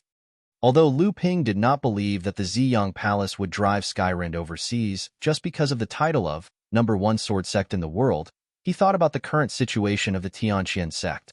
When Skyrind was at his peak, he was probably even more powerful than the Taishan sect. In addition, he had publicly displayed the title of #1 sword sect in the world, and was so arrogant and domineering. It would be strange if the 5 holy lands of Middle-earth did not suppress them. Lu Ping and Chu Heiju traveled together. Lu Ping deliberately tried to find out more information from Chu Heiju, and Chu Heiju was happy to show off his knowledge in front of Lu Ping. At the same time, he was able to make Lu Ping smile with a few subtle compliments. He was obviously a childish and inexperienced person who had not seen much of the world. He had a strong sense of superiority and was highly valued by his elders. However, although Chu Heiju looked simple, he was very strong. Otherwise, he would not have been able to fight with a Jade Shura for so long with his peak Dharma level cultivation. And although he did not have enough understanding of the dangers of the world, he knew a lot about the secrets of the world of cultivators. The two of them chatted and laughed along the way. Chu Haiming's vanity was greatly satisfied, and Lu Ping also learned many secrets of the Eastern Seas cultivation world that were unknown to others. In that case, the Gale Thunder Island has a deep connection with the Crystal Palace, and the Purple Talisman Pavilion is a large sect that was developed with the talisman inheritance of this sect after a family in the central region offended the 9 mystical tower and escaped to Donghai to seek protection from the Crystal Palace. Chu Haiying nodded her head and said, "There's no mistake." Chu Haiying thought for a while and said, "Actually, it's not just the Purple Talisman Pavilion and Skyrind. Actually, many overseas sects migrated over from the Central Plains, especially the South Sea. Almost all the large sects are not native to the South Sea. They all have inextricable connections with the Central Plains." Lu Ping could not believe it and said, "Could it be that these sects were forced out of the Central Plains cultivation world by the 5 Holy Lands?" Chu Haiming shook his head and said, "That's not the case. Some of them may have been small or medium-sized forces in the Central Plains back then. Later, they offended someone, or for some other reason, they moved overseas and became stronger. It's not like there are no sects in the South Sea. Back then, most of them maintained their status quo or weakened. Such cases are not only in the East Sea and the South Sea, but also in the North Sea. What about the Northern Alliance?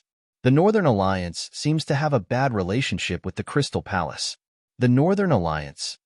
Chu Haiming sneered and said, "It was originally a potential rival of the Crystal Palace. Its strength is considered second only to the Crystal Palace among the sects in the East Sea. However, the Northern Alliance was destined to die from the day it was established. As such, the Northern Alliance is filled with internal strife and unrest.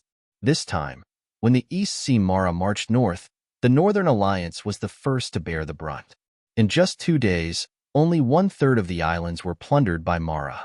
Isn't this a huge joke?" Lu Ping's expression was a little strange. He said, "You're saying that the Northern Alliance is probably going to fall from the ranks of large sects? It can't be, right? I heard that the Northern Alliance also has 3 or 4 great cultivators. How can it fall just like that after thousands of years of inheritance?" Chu Haiming sneered and said, "What if the 3 or 4 great cultivators start fighting among themselves?"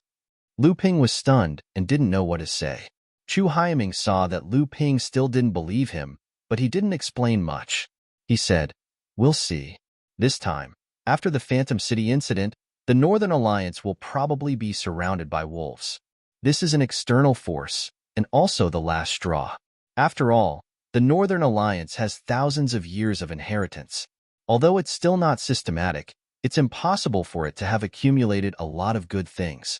When the time comes, the Northern Alliance will collapse even if it doesn't." Lu Ping suddenly asked, "Brother Chu, did you analyze all of this yourself?" Chu Haiming was stunned when he heard this. His face turned red as he said, "Well, some of this is what I heard from the seniors in the clan, and some of it is my own speculation. In short, Brother Lu, just wait and see." The expression on Chu Haiming's face didn't escape Lu Ping's eyes. Lu Ping's eyes flashed with a hint of a smile and he said, "All right, let me wait and see." The two of them ran all the way. Because Chu Haiming had used up a lot of his energy, he had to split his attention to recover the spiritual qi in his body through spiritual stones while flying. Their speed had slowed down a lot. Lu Ping looked ahead and suddenly asked, Brother Chu, this is the first time you've left the deep-sea demon territory, right? Chu Haiming didn't know what Lu Ping meant. He was stunned for a moment and said, Yes, what's wrong?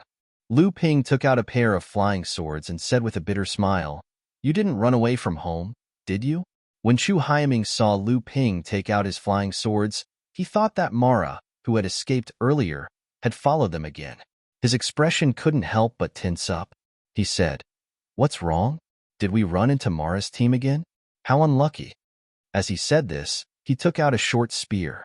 Lu Ping glanced at the short spear. When Chu Haiming was fighting with the Jade Shura, the defensive magic weapon he had used was a magic weapon at the peak of spirit cultivation. He had relied on this short spear to fight against the Jade Shura. He could clearly see that this short spear was a first tribulation spirit treasure. Spirit treasures were extremely rare items for huge forces like the Emerald Sea Spirit Serpent and the Crystal Palace. Unless one was an extremely important person, they were not qualified to wield a spirit treasure. This also showed that Chu Haidong's position in the Emerald Sea Spirit Serpent clan was probably extremely high. The higher-ups of the Emerald Sea Spirit Serpent clan had actually bestowed him a spirit treasure to protect himself. Lu Ping's aura had already exploded.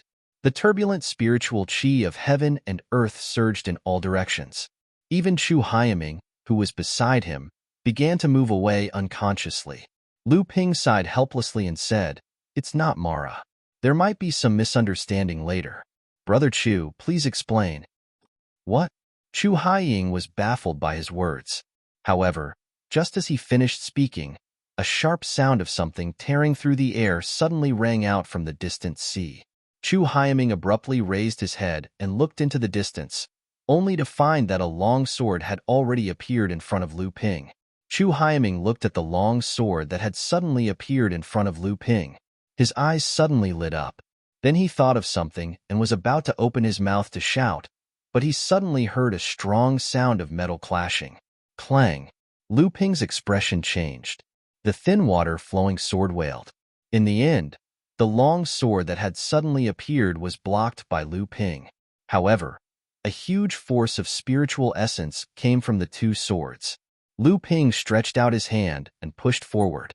The thin water-flowing sword flew to the sides, breaking free of the huge force attached to the swords. At the same time, as Lu Ping withdrew his palm, a wave immediately formed in front of Lu Ping. It collided with the hidden force in midair, immediately stirring up a spiritual qi tsunami that was dozens of feet high. The clouds in the sky were instantly pierced through, and a huge hole appeared. Sunlight shone through the hole, and a pillar of golden light shone down. Lu Ping pressed his hands down, and the surrounding spiritual qi storm was immediately suppressed. Even the sea under his feet suddenly became as smooth as a mirror. There was not a single ripple. Lu Ping stood in the same place from beginning to end.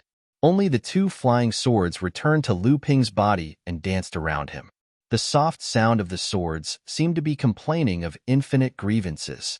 Chu Haiming, who had been shocked by the previous attack, suddenly thought of something.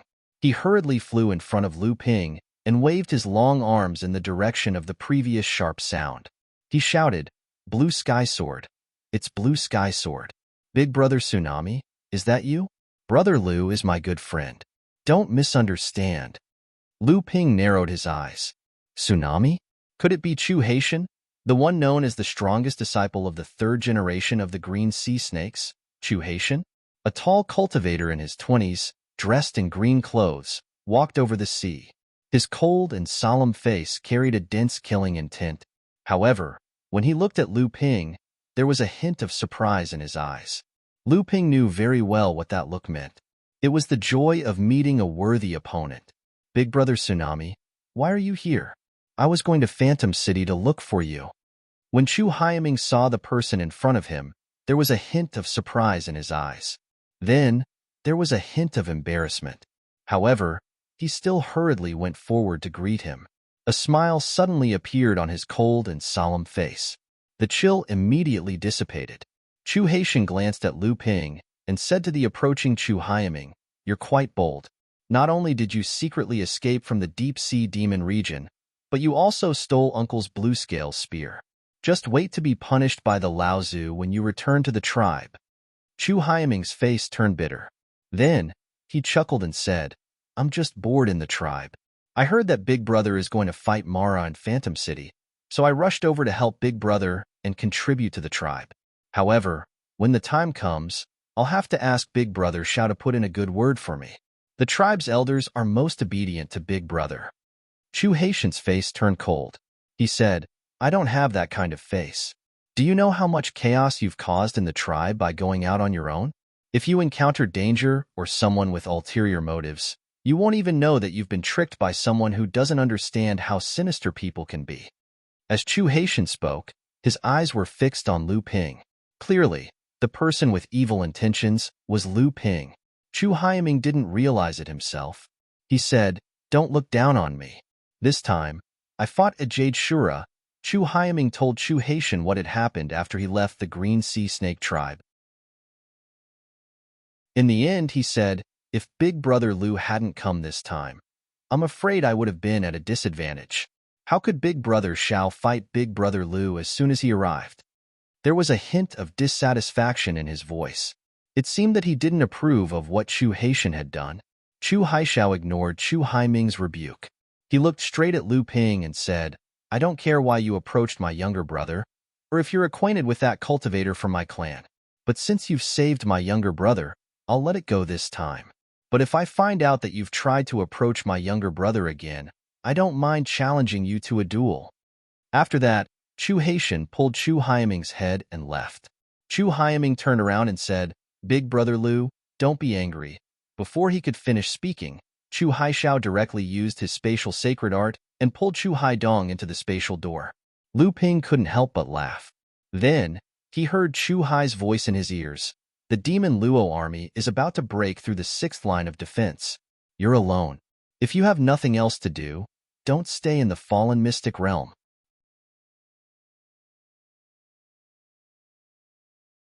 Chapter 1022. Chu Haitian's news shocked Lu Ping greatly. How long had it been? How could the 6th line of defense be broken? Lu Ping was deeply worried. It wasn't because he was worried that something would happen to the 5 islands of Mystic Spirit City, but because according to what old ancestor Tian Kong had said, the 7th line of defense was actually less than 100 miles away from Mystic Spirit City. Once the 6th line of defense was breached, Imo Luo's army would be at the city gates. The 5 islands of Mystic Spirit City would basically be surrounded by Imo Luo. If that was the case, Lu Ping was now faced with 2 choices. One was to return to Jingzha Island immediately. But if he did that, Jinling's sect's share of spirit stones in Phantasmal Spirit City would be lost. The other was to head to Phantasmal Spirit City and meet up with Ancestor Tian Kong. But if he did that, once the 6th line of defense was breached by the time Lu Ping arrived at Phantasmal Spirit City, he would have no choice but to defend Phantasmal Spirit City. He didn't believe he could break out of the Demon Luo army's siege alone. A layer of water rippled on Lu Ping's face. The water rippled gradually and gradually spread to Lu Ping's whole body. Then, a layer of water sprinkled from Lu Ping's body. Lu Ping had already returned to his original appearance. At the same time, Lu Ping stretched out his wrist and took off a bracelet on his wrist. The surging demonic qi on Lu Ping's body suddenly changed into pure spirit qi waves. Then, it gradually converged, making Lu Ping look like an ordinary person. The bracelet was naturally the demon transformation bracelet. With this bracelet, a human cultivator could disguise as a demon cultivator and would be extremely difficult to recognize. Similarly, when it was worn by a demon cultivator, it would also be extremely difficult for a human to recognize it.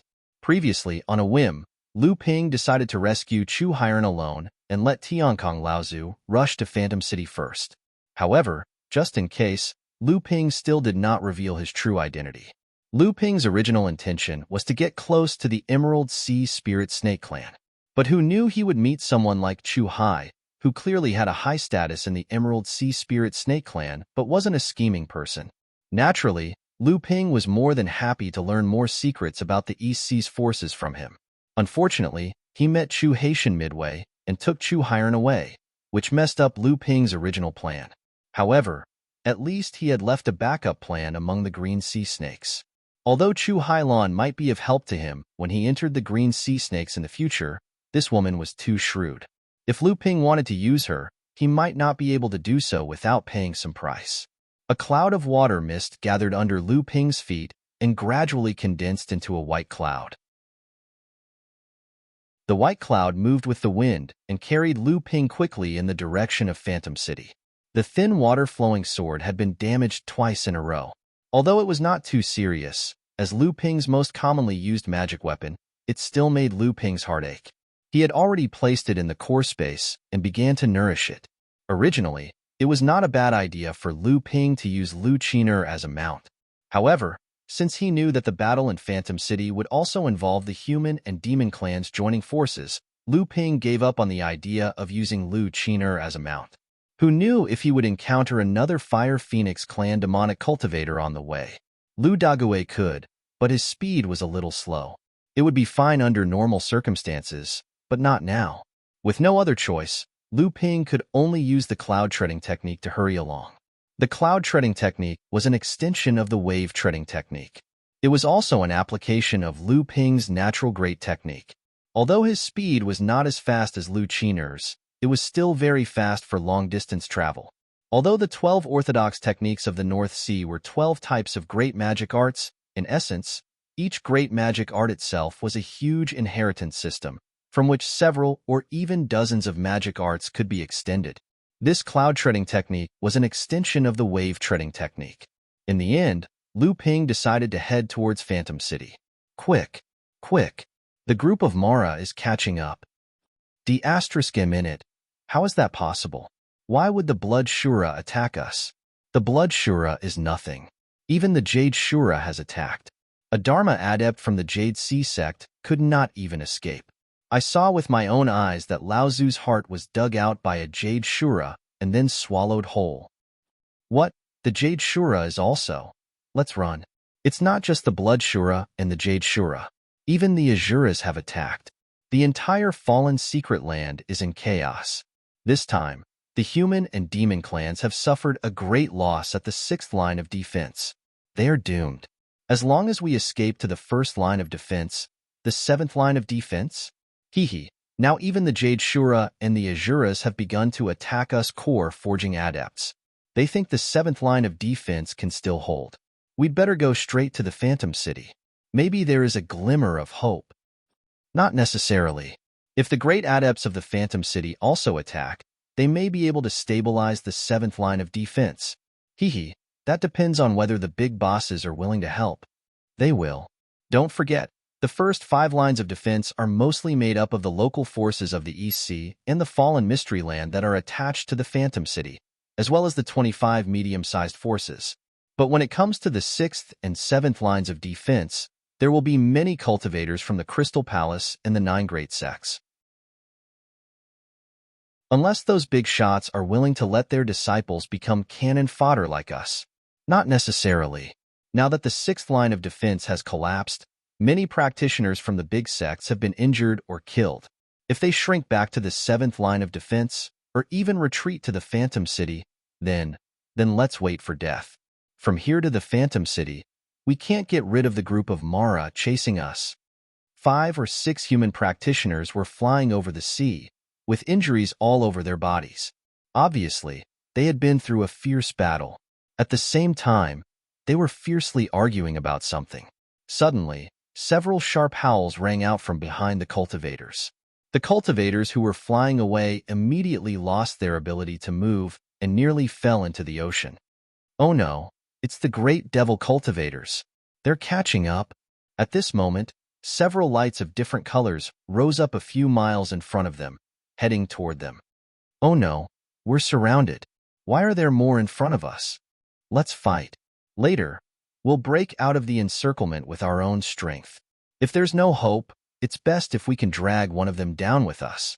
The 6 practitioners at the late stage of the core forging realm gathered back to back. In just a moment, more than 20 Mara surrounded them on the sea. The leader of the Great Shura had rich origin chi all over his body. The companion magic treasure in his hand was obviously only one step away from being promoted to a spiritual treasure. Looking at the 6 core forging stage cultivators in the center, the great Shura's greedy eyes flashed with excitement. As long as he could devour the 6 cultivators in front of him, with the huge amount of chi, blood, and spiritual power contained in them, he might be able to break through the shackles and become a blood Shura. The great Shura howled at the sky, and more than 20 Mara around it roared in unison and rushed toward the 6 practitioners. At this moment, the surrounding seawater was turbulent, and the waves reflecting the sunlight suddenly turned into daggers, shooting toward the back of the 20 Mara who were besieging the practitioners. Seeing that the 20 Mara were about to be drowned by the water swords, the whole space suddenly shook.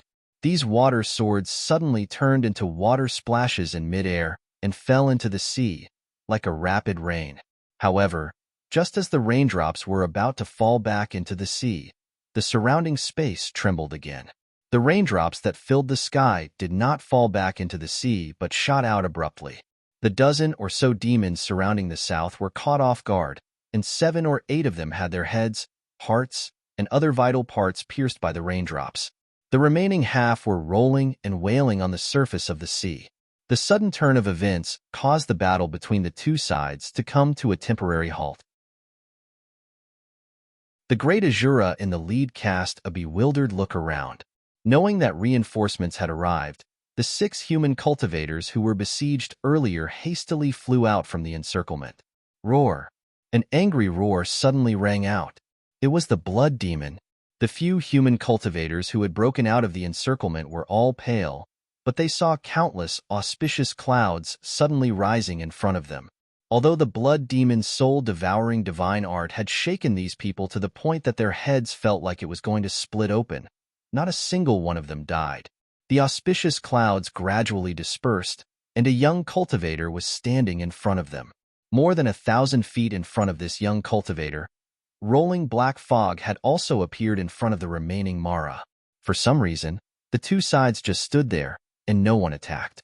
Although the 6 human cultivators could not sense the cultivation of this cultivator who had suddenly appeared in front of them, it was undoubtedly Fa Xiang Laozu who could stand against the blood demon. Among the 6 human cultivators, the one with the highest cultivation was a peak core forging cultivator. With a thought, he hurriedly said, "Let's retreat first." With that, he flew back first. The other 5 cultivators also seemed to wake up at this moment, and they hurriedly followed. However, they heard the friar say to the young cultivator, "Senior, the 6th line of defense has collapsed. The Mara's army is large-scale encirclement and suppression of the human and demon cultivators who have fled. We can't stay here for long." As soon as he finished speaking, the young cultivator suddenly stretched out his hand and flicked his finger. Dozens of water snakes suddenly sprang up from the seawater under the blood demon's feet and entered the rolling poisonous fog. The poisonous fog immediately began to churn, and the poisonous fog that was originally 3 meters wide began to shrink rapidly. It seemed that the dozens of water snakes could wear down the poisonous fog around the blood demon. At this moment, a shrill cry suddenly came from within the poisonous fog.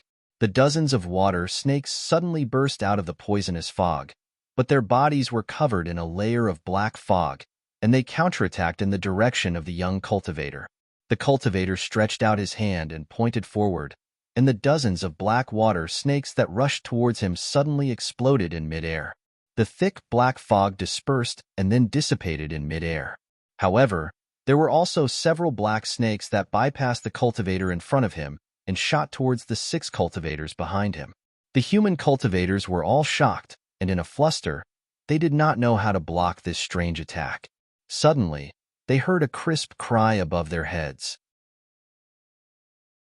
A golden-winged pung was hovering above them, and at this moment, it swooped down and easily tore the black water snakes into pieces with its sharp claws.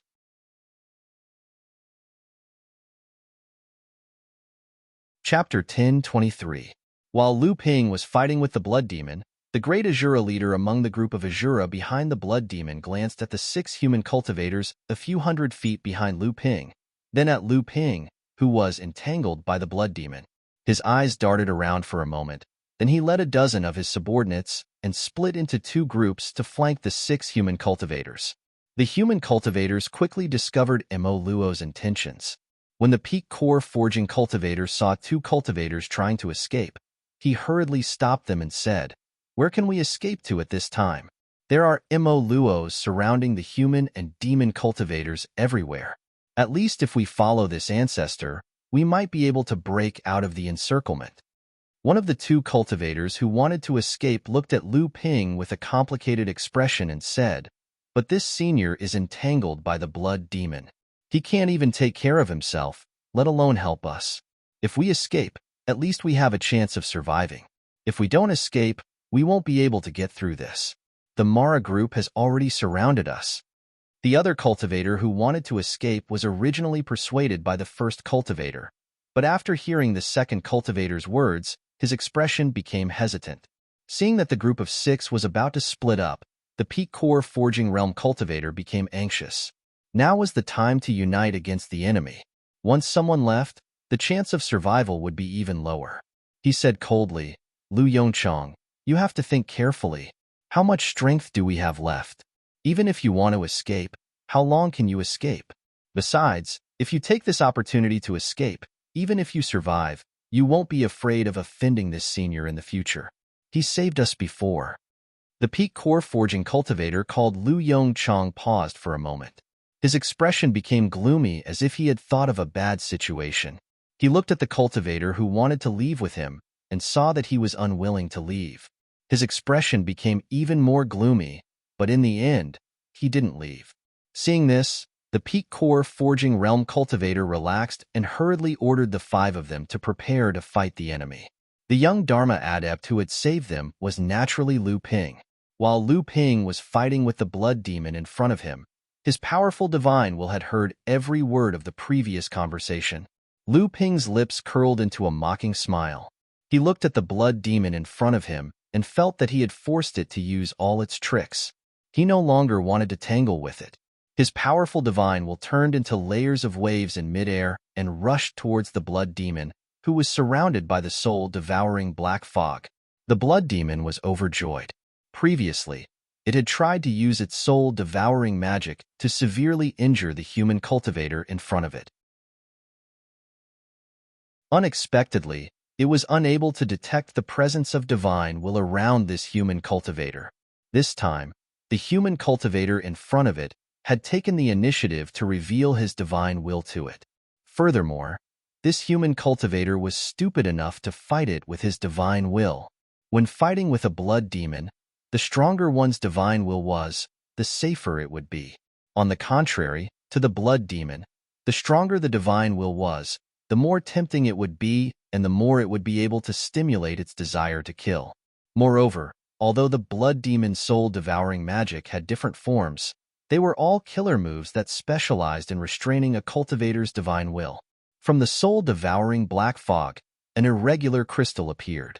This must be the spiritual treasure of the blood demon in front of him. Lu Ping's divine will could sense an invisible wave suddenly burst out from this crystal. This wave was full of greed and erosion, rushing towards Lu Ping's divine will. Although this invisible soul-devouring magic will was not as strong and vigorous as Lu Ping's divine will, it contained an invisible corrosive force. It had a natural ability to devour divine will. It fiercely rushed towards the center of Lu Ping's divine will wave. Lu Ping's divine will suddenly collapsed when the blood demon's soul-devouring magic will rushed towards him. The soul-devouring magic will suddenly missed. Seeing that the delicacy was right in front of it, the blood demon condensed its soul-devouring magic will again and pounced over. However, it did not expect Lu Ping's divine will to shrink again, and the blood demon missed again. After missing twice, the blood demon's soul-devouring magic will had unknowingly jumped into the encirclement of Lu Ping's divine will along the path opened by Lu Ping's divine will. However, the blood demon still did not notice, or rather, it did not think that this trick of Lu Ping's would have any effect in front of its soul-devouring magic will. At this moment, a bell suddenly sounded in Lu Ping's divine will. A strange wave rushed towards the blood demon's soul-devouring magic will. It was like throwing a stone into a calm lake. Although it was not enough to cause a huge wave, it was enough to change everything. The sudden sound of the bell directly sounded in the blood demon's divine will without warning. This caused the blood demon's soul-devouring magic will to have an imperceptible pause in the process of casting it. However, at this moment, it was enough for Lu Ping's divine will to cut off the soul-devouring magic will's escape route. A flame suddenly ignited in Lu Ping's divine will. The flames spread rapidly, and in the blink of an eye, it completely surrounded the soul-devouring magic will. At this moment, the blood demon finally realized that something was wrong. This flame that directly affected the soul-devouring magic will could actually threaten it. The crystal stone once again floated up from the soul-devouring black fog, and waves of invisible waves rushed towards Lu Ping again. It seemed to want to rescue the soul-devouring magic that was trapped by Lu Ping's green phosphor soul fire. Unexpectedly, a small banner suddenly appeared in Lu Ping's hand. The small banner gently waved in Lu Ping's hand, and a group of auspicious clouds formed outside Lu Ping's divine will. The invisible waves that the blood demon couldn't resist immediately destroyed half of the auspicious clouds. However, the auspicious clouds seemed to be endless. The more they were destroyed, the more they formed. The blood demon's divine will was no longer able to pose a threat to Lu Ping's divine will. A bead that emitted a multicolored light floated up and down in Lu Ping's divine will. The multicolored light suddenly converged, and a layer of green light emerged from the bead. A flame flickered more and more violently in the gentian bead. The green phosphor soul fire attached to Lu Ping's divine will suddenly expanded, and from all directions, it pressed towards the soul-devouring magic that was trapped inside. A mournful howl suddenly came from the soul-devouring black fog. Whether it was the cultivators behind Lu Ping or the dozens of Mara that were outflanking them, all of them were shocked. Then, they felt as if a sharp knife had suddenly pierced into their brains and twisted them ruthlessly. The blood demon suddenly pounced towards Lu Ping. The black fog surrounding its body suddenly expanded, and like a layer of black sky, it covered Lu Ping. Lu Ping was unmoved. The green phosphorus soul fire in his divine will rose again. The soul-devouring magic will was like a lit candle, and it quickly began to melt. Then, the green phosphorus soul fire suddenly appeared, and the soul-devouring magic will also began to burn, and the burning became more and more vigorous. Under the worried gazes of the cultivators, the soul-devouring black fog around Blood Demon was about to envelop Lu Ping. But suddenly, like snow under a bright light, the soul-devouring black fog melted away even faster than it rose. The mournful howl still came out from the black fog, but it no longer had the soul-tearing feeling from before. Instead, there was a panic and helplessness, as if the end of the world was approaching. Bang! A green flame suddenly ignited from the remaining soul-devouring black fog. However, there was no more howl coming from the black fog. Lu Ping had already retracted his divine will. He quietly looked at the green phosphorus soul fire that was burning several tens of feet away. In fact, the blood demon's innate skill was destroyed by Lu Ping's jade phosphorus soul fire, using his divine sense as bait. Now, what was burning was only the blood demon's body and the cloud of soul mist. Above the blood demon's burning body, a faintly discernible bead floated in mid-air. Huh! Lu Ping moved his divine sense and pointed at the burning jade phosphorus soul fire. A crystal that wasn't burning but was rapidly melting suddenly jumped out from the jade phosphorus soul fire. The moment it floated in the air, the primary Chen bead that had fused with the jade phosphorus soul fire suddenly fell down and stuck together with the melting crystal. The irregular crystal was none other than the blood demon's companion treasure that Lu Ping had encountered before. Although it was not destroyed by the green phosphorus soul fire, it had begun melting after the blood demon's death. At present, not even half of it remained. The green phosphorus soul fire within the Jinshin bead began pulsing rapidly. Lu Ping's divine will could sense the remnant soul power of the blood demon's essence within the crystal, which was in the process of being absorbed. The dozen or so Mara, who were moving to flank Lu Ping, saw the sudden reversal of the situation. The blood demon, which was originally imposing, had turned into a green fireball in the blink of an eye. The leading Great Azura turned around and fled. The other Mara also scattered when they saw that the situation was not good. The cultivators were overjoyed when they saw this. The peak core forging cultivator shouted, "Everyone, let's chase after them and kill as many as we can. We can't let them escape so easily." As soon as he finished speaking, they heard Lu Ping's voice. "There's no need. They can't run away." The cultivators were stunned. They saw a white light suddenly flash in front of the leading Great Azura, and its head immediately flew up. Then, the white light flipped, and the companion treasure in the Great Azura's hand disappeared into it. When it reappeared, it was already in Lu Ping's hand. The white light flashed behind Lu Ping and disappeared. From beginning to end, the cultivators did not see what the white light was. Then, they saw Lu Ping draw a circle under his feet. With Lu Ping as the center, a ring of water rose from the sea more than 100 feet away. When the Mara flew in front of the ring of water, they were all bounced back by the confinement of the space there. No matter what they did, they could not break through the range of the ring of water. Lu Ping smiled and gently swept his right hand as if he was playing a zither. Countless splashes of water splashed from the sea and turned into crystal water swords. They shot toward the dozen or so Mara who were trying to break through the restraints of the ring of water, killing them one by one. Only then did Lu Ping turn around to look at the cultivators behind him. He smiled and was about to speak when he heard one of them suddenly exclaim, "Water Sword Immortal. He's the North Sea Water Sword Immortal."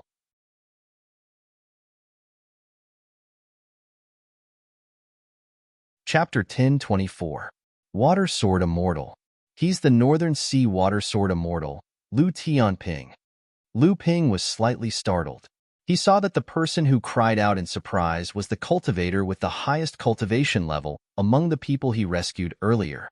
When the others heard that the person in front of them was actually the famous Northern Sea Water Sword Immortal, they also revealed astonished expressions. Obviously, they weren't unfamiliar with Lu Ping's name. Only Lu Yongchang's expression remained calm, as if he already knew who the person in front of him was. Among the crowd of excited cultivators, he was somewhat conspicuous. Lu Ping inadvertently glanced at Lu Yongchang and smiled at the peak core forging cultivator. "May I ask how I should address fellow Taoist? I'm Northern Sea Water Sword Immortal, Lu Tianping. Since fellow Taoist knows me, are you also a Northern Sea cultivator?" The cultivator cast a strange glance at Lu Yongchang and hastily saluted. "I don't dare to be addressed as such by Tianping Laozu. Junior isn't a Northern Sea cultivator. I'm Nieshang, a disciple of the Eastern Seas Zixia sect. Tianping Laozu's name has shaken the overseas cultivation world. He's a first-class existence among the third-generation cultivators. Junior was fortunate enough to see a portrait of Senior's appearance that was circulated in the Eastern Sea, so I recognize you." Lu Ping also recognized the Eastern Seas Zixia sect. It was a medium-sized cultivation sect in the Eastern Sea. Like Zhenling, it was one of the 25 medium-sized cultivation sects in the Spirit Stone vein on the 5 islands of Phantom Spirit. However, the strength of this Zixia sect was slightly inferior to Zhenling. Among the 25 medium-sized cultivation sects, it could still be considered a rather powerful cultivation sect. Lu Ping chuckled and said, "So it turns out to be Brother Nye from Zixia sect. Presumably, Brother Nye is also a third-generation disciple of your noble sect. You and I are of the same generation. Calling me senior instead makes me feel uncomfortable all over." Niesheng didn't expect Lu Ping to be so easy to talk to, so he couldn't help but relax a lot. He also smiled and said, "In that case, I'll also call you Brother Lu." Seeing Niesheng like this, several people also stepped forward to salute Lu Ping. These people were actually third-generation cultivators from the 25 cultivation sections. Among them, 2 were from the Eastern Sea, and 2 were from the Southern Sea. In the end, only Lu Yongchang, who suggested taking this opportunity to escape, was left. Everyone looked at him. Niesheng's lips moved as if he wanted to say something, but in the end, the crowd's silence increased the pressure on Lu Yongchang. He had no choice but to bite the bullet and step forward to salute Lu Ping. "I am Lu Yongchang from the Songhai sect." Everyone's silence greatly increased the pressure on Lu Yongchang. He had no choice but to brace himself and stepped forward to salute Lu Ping. He said, "I'm Lu Yongchang from Azure Sea Sect. Greetings, Brother Lu." Lu Yongchang's expression turned awkward. Little did he know that Lu Ping had already seen through his plan to escape during his battle with the Blood Demon. Lu Yongchang's expression turned awkward. Originally, Lu Ping held Lu Yongchang in contempt, but after hearing that he was a cultivator from Azure Sea Sect, he somewhat understood. This guy didn't completely want to escape. Most likely, he wanted to avoid Lu Ping. Currently, everyone in the Northern Sea cultivation world knew about the situation between Azure Sea Sect and Zhenling.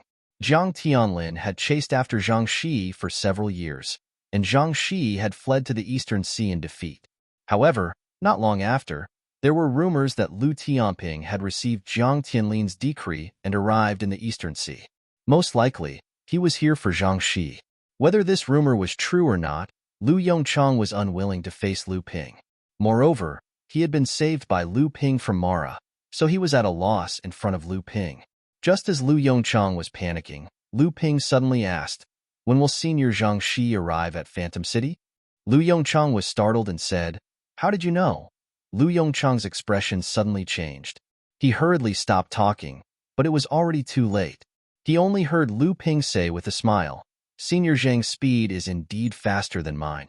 I just don't know if there are any more Azure Sea Sect disciples like Brother Lu who have fallen into the 6th line of defense.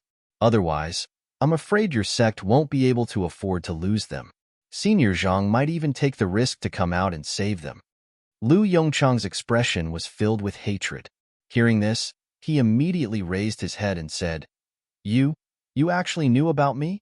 Lu Ping shook his head and said, "Although I haven't met you, I have heard of Brother Lu's name for a long time. After all, the 8 sons of Azure Sea have long been famous in the Northern Sea." Lu Yongchang was restrained in front of Lu Ping, so he simply snorted coldly and said, "I can't compare to Brother Lu." Nie Shang, who was at the side, also understood at this time that these 2 sects of the Northern Sea were obviously not on good terms. However, at this time, everyone still needed the protection of Lu Ping, the Dharma idol Laozu. So he hurriedly stepped forward and said, "Brother Lu's reputation is naturally unquestionable. He is an existence that even Wu Shihuan of the Crystal Palace and Yuan Feixiang of the Central Plains greatly admire. I just don't know if Brother Lu is going to Phantom City this time. If so, can you let us go with Brother Lu?" The others also understood the situation at this time and said one after another, "Brother Nya is right. Brother Lu's name has long resounded in our ears. If we can go with Brother Lu this time, we will all be honored." Lu Yongchang was furious, but there was nothing he could do. He could only force himself to remain silent. Lu Ping smiled and nodded, then asked, "That's good. Brother Nya is also going to Phantom City, but Mara actually chased you all the way here. Could it be that there's a problem with the 6th line of defense?" Nie Shang and the others looked at each other and could not help but look a little dejected. Seeing that Lu Ping did not understand in the end, it was Nie Shang who explained what had happened to Lu Ping. Lu Ping's expression suddenly changed. He said, "What? The 6th line of defense did not even hold for a day, and both the Jade Shura and the Azura attacked?" Nie Shang nodded and said, "Only a small number of people managed to escape back to Phantom City through the teleporter. Most of them either died or fled in all directions. Just based on the news I heard, there were at least 4 or 5 Dharma adepts who died. Now, Mara's army is on the sea surrounding the fleeing adepts, and the 7th line of defense of Phantom City is about to be completed. If we do not reach Phantom City before the encirclement is complete, I'm afraid we can only wait for Mara's encirclement." Lu Ping's expression was dark. He opened his hand and threw out a treasure that looked like a small boat. The treasure expanded in midair, and it turned into a small boat that could fit a few people. It was the boat that Lu Ping had not used in a long time. Lu Ping stepped into the boat and said coldly, "What are you waiting for? Let's go." Nie Shang and the others were stunned at first, then overjoyed. They all stepped into the boat. Lu Yongchang hesitated for a moment, but in the end, he was the last to step into the boat. The boat rose into the air, leaving a blue trail in midair, and then disappeared into the horizon. In the boat, Lu Ping's expression was very ugly. He had not thought that the situation would be this bad. At this time, Even the road to Phantom City was filled with danger. Even if he managed to break through Mara's encirclement and enter Phantom City, he was afraid that he would not be able to return to Phantom City for a while. Furthermore, if there was a way to return, the great adepts of the various sects would use the excuse of concentrating their strength to protect the 5 islands of Phantom City and gather all the forces on the islands. Lu Ping forced himself to calm down and swallowed a spirit pill. He slowly recovered the divine will that he had used in the battle with the blood demon. Originally, it would not have been difficult for Lu Ping to defeat the blood demon. The reason why he had gone through so much trouble was because Lu Ping wanted to test the power of the Gentian Pearl after it had fused with the Jade Phosphor Soulfire. In reality, this effect did not disappoint Lu Ping. After Lu Ping used his powerful divine will as bait to set up this trap, the Jade Phosphor Soulfire was able to break the blood demon's soul-devouring divine will and cause it to backfire, burning the blood demon to death. Recently, Lu Ping was very satisfied with the crystal-like spiritual treasure. Although the spiritual treasure had perished when Mara had died, Lu Ping had still managed to absorb a lot of the soul origin of the spiritual treasure through the Gentian Pearl that had fused with the Jade Phosphor Soulfire before it had completely perished. Although the soul origin of the spiritual treasure was not even a quarter of the spiritual treasure, Lu Ping could still sense that as the Jade Phosphorus Soulfire gradually turned the soul origin of the spiritual treasure into its own, the quality of the Gentian Pearl would be greatly improved. The 8th restriction would be completed before the other 11 Gentian Pearls, and the speed at which the 9th restriction would be condensed would also be greatly accelerated. Other than that, there was also the Great Shura, leading the group of demonic Asuras. It was obvious that this Great Shura was on the verge of becoming a Blood Shura. The Great Shura's essence had already reached the critical point. The reason why Lu Ping had risked his life to surround Yesheng and the others during the battle with the blood demons was most likely because of the blood essence in their bodies. What Lu Ping had originally valued was the water attribute essence chi of this Great Asura. Although it was not as pure and thick as the blood Asuras, and could not play any role in improving Lu Ping's own cultivation, it could be used to nourish the thin water-flowing sword, which had been damaged in the previous 2 battles.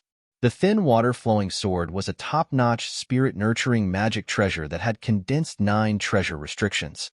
After the 2 swords were combined and used by Lu Ping, their power was even not inferior to that of an ordinary First Tribulation spiritual treasure.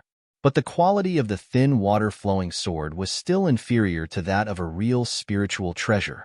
Whether it was the previous battle with the 3-headed blood demon Mara, or the previous move with Chu Haitian, they were all clashes of strength that could not be taken lightly. But the other party's hands, without exception, were all genuine spiritual treasures. In this way, the difference in quality between the thin water-flowing sword and the 3-headed blood demon sword was reflected. If Lu Ping's real essence had not been pure and explosive enough to make up for the shortcomings of the thin water-flowing sword, perhaps the damage to this pair of flying swords would not have been able to be recovered by Lu Ping through the nourishment of the essence chi of the water attribute. Fortunately, Lu Ping's luck was good. After the Great Asura died, it left behind its accompanying magic treasure. This was a companion magic treasure that was about to be promoted to a spiritual treasure. Compared to the essence chi emitted after the Great Asura's death, the thin water-flowing sword was undoubtedly more suitable for the thin water-flowing sword. At this time, this companion magic treasure, which could become a spirit-nurturing magic treasure after being modified by a craftsman, had already turned into a pool of essence chi in Linglong's wine tripod. The thin water-flowing sword was like a pair of swimming fish, playing in this pool of essence.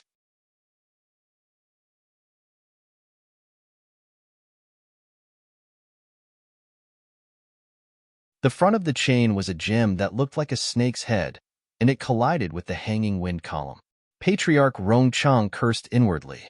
His entire body was smashed into the bottom of the deserted island by a great force. If it was not for the protective array formation outside the island that slightly blocked Feng Shilua's attack, he would have suffered a great loss from this attack. Even so, the Wind Asura's attack still made him have no time to care about the operation of the deserted island's formation. If it was only this Wind Asura, after all, he had suffered a small loss in the previous blow, but the wind Azura was also temporarily repelled, and the formation was safe. However, there were more than a dozen big Mara around the deserted island attacking the protective formation together. At the moment when the formation stopped operating, the formation plate under Rong Chung Laozu's feet had already cracked 7 or 8 times, and the formation was broken. The wind Azura rolled up a gust of wind, and strange howls like ghosts and wolves came from the wind. Along with the dozen or so Mara around the surrounding, they surrounded Rong Chung Laozu and attacked. Rong Chung Laozu secretly sighed. It seemed that he was going to die here today. The chain in his hand seemed to have become a swimming snake at this time, embedding itself in Rong Chung Laozu's flesh and began to swim. In a flash, it gathered at his chest and converged into a vivid silver snake. Rong Chung Laozu suddenly opened his eyes, and a blood-red color appeared at the bottom of his eyes. Since there was no way to escape, he might as well die together. Rong Chung Laozu simply did not dodge the attacks from all directions and waited for the besieging Shuras to be the closest to him. Seeing that Rong Chung Laozu was about to be hit by these attacks, and the aura around Rong Chung Laozu was also rising more and more, there was even a chi-chi sound coming from his chest. Suddenly, there was a dense burst of explosions behind him. The surrounding Mara exclaimed one after another, and all the companion magic treasures that were attacking Rong Chung Laozu were all withdrawn, as if they had encountered a great danger, and they could no longer care about Rong Chung Laozu. Someone was helping. Rong Chung Laozu was surprised and delighted. The aura around him suddenly fell back, and the chi-chi sound from his chest also disappeared. When he looked up, he saw a huge, strange dragon made of spiritual chi roaring and rushing toward the wind Shura who had turned into a gust of wind in the sky. At this time, Rong Chung Laozu simply escaped from death, and he did not have the slightest thought of dying together with his enemy. He suddenly pulled his right hand from his chest, and the silver chain that had turned into a silver snake was forcibly pulled out from the flesh of his chest. A stream of blood splashed, and he did not care about this injury. The silver chain in his hand refined into a strange snake that was 90 feet long, and together with the strange dragon made of spiritual chi in the sky, attacked the wind Shura from both sides. The sounds of fighting came from all around, and the roars of fighting came one after another. There was more than one person helping. The dozen or so Mara in the surroundings were already being held back by someone, and they seemed to have the upper hand. Rong Chung Laozu quickly glanced around and saw about 20 core forging adepts fighting with more than a dozen Mara, and in the sky, a Dharma adept of about 20 years of age was calmly smiling at him. Then, he focused on directing the strange dragon in the sky to attack the wind Shura. Rong Chung Laozu hurriedly calmed himself down. The silver chain shook its head and tail, and together with the strange dragon, they tore open the wall of wind in midair and took the opportunity to attack. A howl came from the sky, and suddenly, a voice sounded in Rong Chung Laozu's ear. "Oh no, my friend, quickly withdraw your treasure." Rong Chung Laozu was stunned.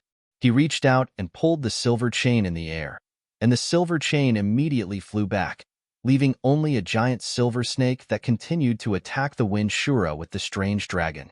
However, the power of the giant silver snake had suddenly decreased by more than half. Puff! Like a candle that had been blown out, the tornado in midair suddenly collapsed, and the violent waves of spirit chi caused Rong Chung Laozu's expression to change. In a flash, he had already retreated hundreds of feet away using his space magic. The young cultivator was still standing in the same place, without the slightest movement. Rong Chung Laozu's expression became anxious. He opened his mouth to warn the young cultivator, but it was too late. The collapsed tornado had already turned into a sky full of wind blades, shooting randomly in all directions. The area within a radius of hundreds of feet had become a stormy sea. The young cultivator's expression did not change. His hands moved like butterflies, and then he suddenly kicked his legs. Suddenly, a huge wave of fighting energy appeared on the surface of the sea outside the deserted island. The huge wave rolled up, forming a huge wall of water in the sky, blocking the stormy sea in front of him. At the same time, it also protected the cultivators who were fighting with the Mara behind him. Rong Chung Laozu was secretly ashamed. The silver chain in his hand shook, and he rushed into the middle of the cultivators who were fighting with the Mara, strangling the scattered Mara. As the storm raged and weakened, the water spears in midair began to fall back, stirring up huge waves that were tens of feet high on the surface of the sea, and then rippling far away. At this time, the dozens of Mara had been wiped out by Rongcheng Laozu. Seeing the young cultivator land, Rongcheng Laozu quickly stepped forward and said, "Thank you for your help, fellow Taoist. I am Rongcheng of the Huai sect of the Southern Sea. Greetings." Huai sect? Could it be the Huai sect of the Southern Sea? No wonder fellow Taoist was able to set up such an exquisite formation on this deserted island in such a simple way. I am Lu Tianping of the Northern Sea Zhenling. Greetings, fellow Taoist. The young cultivator was slightly surprised, and then suddenly came to a realization. At the same time, he introduced himself to Rongcheng Laozu. Rongcheng Laozu's face showed a trace of surprise, and he said, "So it is the sword immortal of the northern sea water. No wonder you easily forced the blood Shura to detonate its accompanying spiritual treasure and escape. I admire you." After the two exchanged greetings for a while, Lu Ping said bluntly, "This is not a place to stay for long. If it is convenient for fellow Taoist, please travel with us. This place is not far from the Phantom City. If fellow Taoist can help, I believe we can break through the siege of Mara more easily and reach the Phantom City." Rongcheng Laozu did not expect Lu Ping to be so straightforward. When he saw the more than 20 cultivators behind Lu Ping all looking at him expectantly, he could not help but smile bitterly and said, "Fellow Taoist is too modest. I am afraid I will be a burden to fellow Taoist when the time comes. If fellow Taoist doesn't mind, I am willing to travel with fellow Taoist." Lu Ping was overjoyed. As he handed 2 jade bottles to Rongcheng Laozu, he said, "These are some spirit pills that I have refined. I can see that fellow Taoist's injuries are not light, and your spiritual essence has been greatly consumed. I am afraid that the journey will not be smooth, so fellow Taoist should take the time to recover." Rongcheng Laozu opened the jade bottle and took a sniff. His eyes suddenly lit up, and he praised, "I have forgotten that Lu Daoyu is also an alchemy grandmaster." Lu Ping laughed and said, "With fellow Taoist's help, we will have a greater chance of success." Lu Ping waved at the sea behind him, and a giant boat broke through the waves. Everyone boarded the boat, and Rongcheng Laozu saw that there were still a few unconscious cultivators on the boat. Moreover, when they were besieging the dozens of Mara, Rongcheng Laozu had already discovered that the core forging cultivators who came with Lu Ping had uneven cultivations, and there was a mix of humans and demons. Seeing the puzzled look on Rongcheng Laozu's face, Lu Ping explained, "These are the cultivators of the human and demon clans that I have gathered along the way from the 6th line of defense. This time, the Mara is coming aggressively, and if the human and demon clans don't join forces, they will not be able to get out of this predicament. Unfortunately, many of the cultivators are already injured, and they are barely holding on. After being rescued by me, they were exhausted and fainted." Rongcheng Laozu saw that about half of the cultivators on the boat had injuries of varying degrees, and even the remaining half had pale faces. Obviously, they had consumed a lot of spiritual essence. How could they not know that Lu Ping's so-called gathering and rescue were just polite words? These people were probably saved by Lu Ping from the hands of Mara. Rongcheng Laozu's face showed a trace of admiration, and he sighed, "Fellow Taoist is benevolent and righteous. North Sea Water Sword Immortal really deserves his reputation."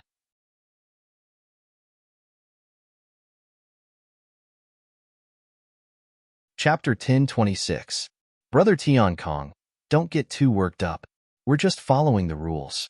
As long as your clan is able to withstand the first wave of attack from Mara's army on the 7th line of defense on Grid Island, Jinling's defense can be shifted to the other islands on the 2nd day, and we can take turns defending Grid Island. The one who spoke was Quan Yu Laozu of the Yulin clan of the South China Sea. He was also a mid-Dharma adept, and the Yulin clan of the South China Sea was ranked first among the 25 mid-sized clans in the region. There were already 2 late Dharma adepts in this clan, but the Yulin clan had always claimed that one of the great adepts had already passed away. Even so, 10 years ago, The Yulin clan had another mid-Dharma adept who had passed through his second lightning tribulation and reached the late Dharma stage. Even though this great adept, Lao Zu, had been recuperating in seclusion for the past 10 years due to the severe injuries he had sustained while passing through the lightning tribulation, it was enough for him to take the top spot among the 25 clans in the Phantom City Conference a few years ago. Logically speaking, with the power that the Yulin clan possessed, they should have had enough resources and power to contend for the title of the 6th strongest clan in the South China Sea, so that they could gain more influence and power in the world of practitioners. However, the Yulin clan had never sent a ship to Central Mainland, and they had never even built one before. Even though the Yulin clan kept such a low profile, whether it was the clans overseas or in Central Mainland, none of the clans dared to look down on the Yulin clan. When the disciples of the Yulin clan traveled outside, they were usually respected by the other clans. However, this time, the Yulin clan had no choice but to stand up and join forces with the other 3 clans who were also ranked in the top 5 to put pressure on Jinling. This was because the great adepts of Phantom City had sent a clear message that as the most important 7th line of defense, Grid Island, the top 5 clans among the 25 clans were required to take turns defending it. Almost everyone knew that as the front line of the defensive island chain, Lattice Island suffered the greatest impact when Mara's army attacked.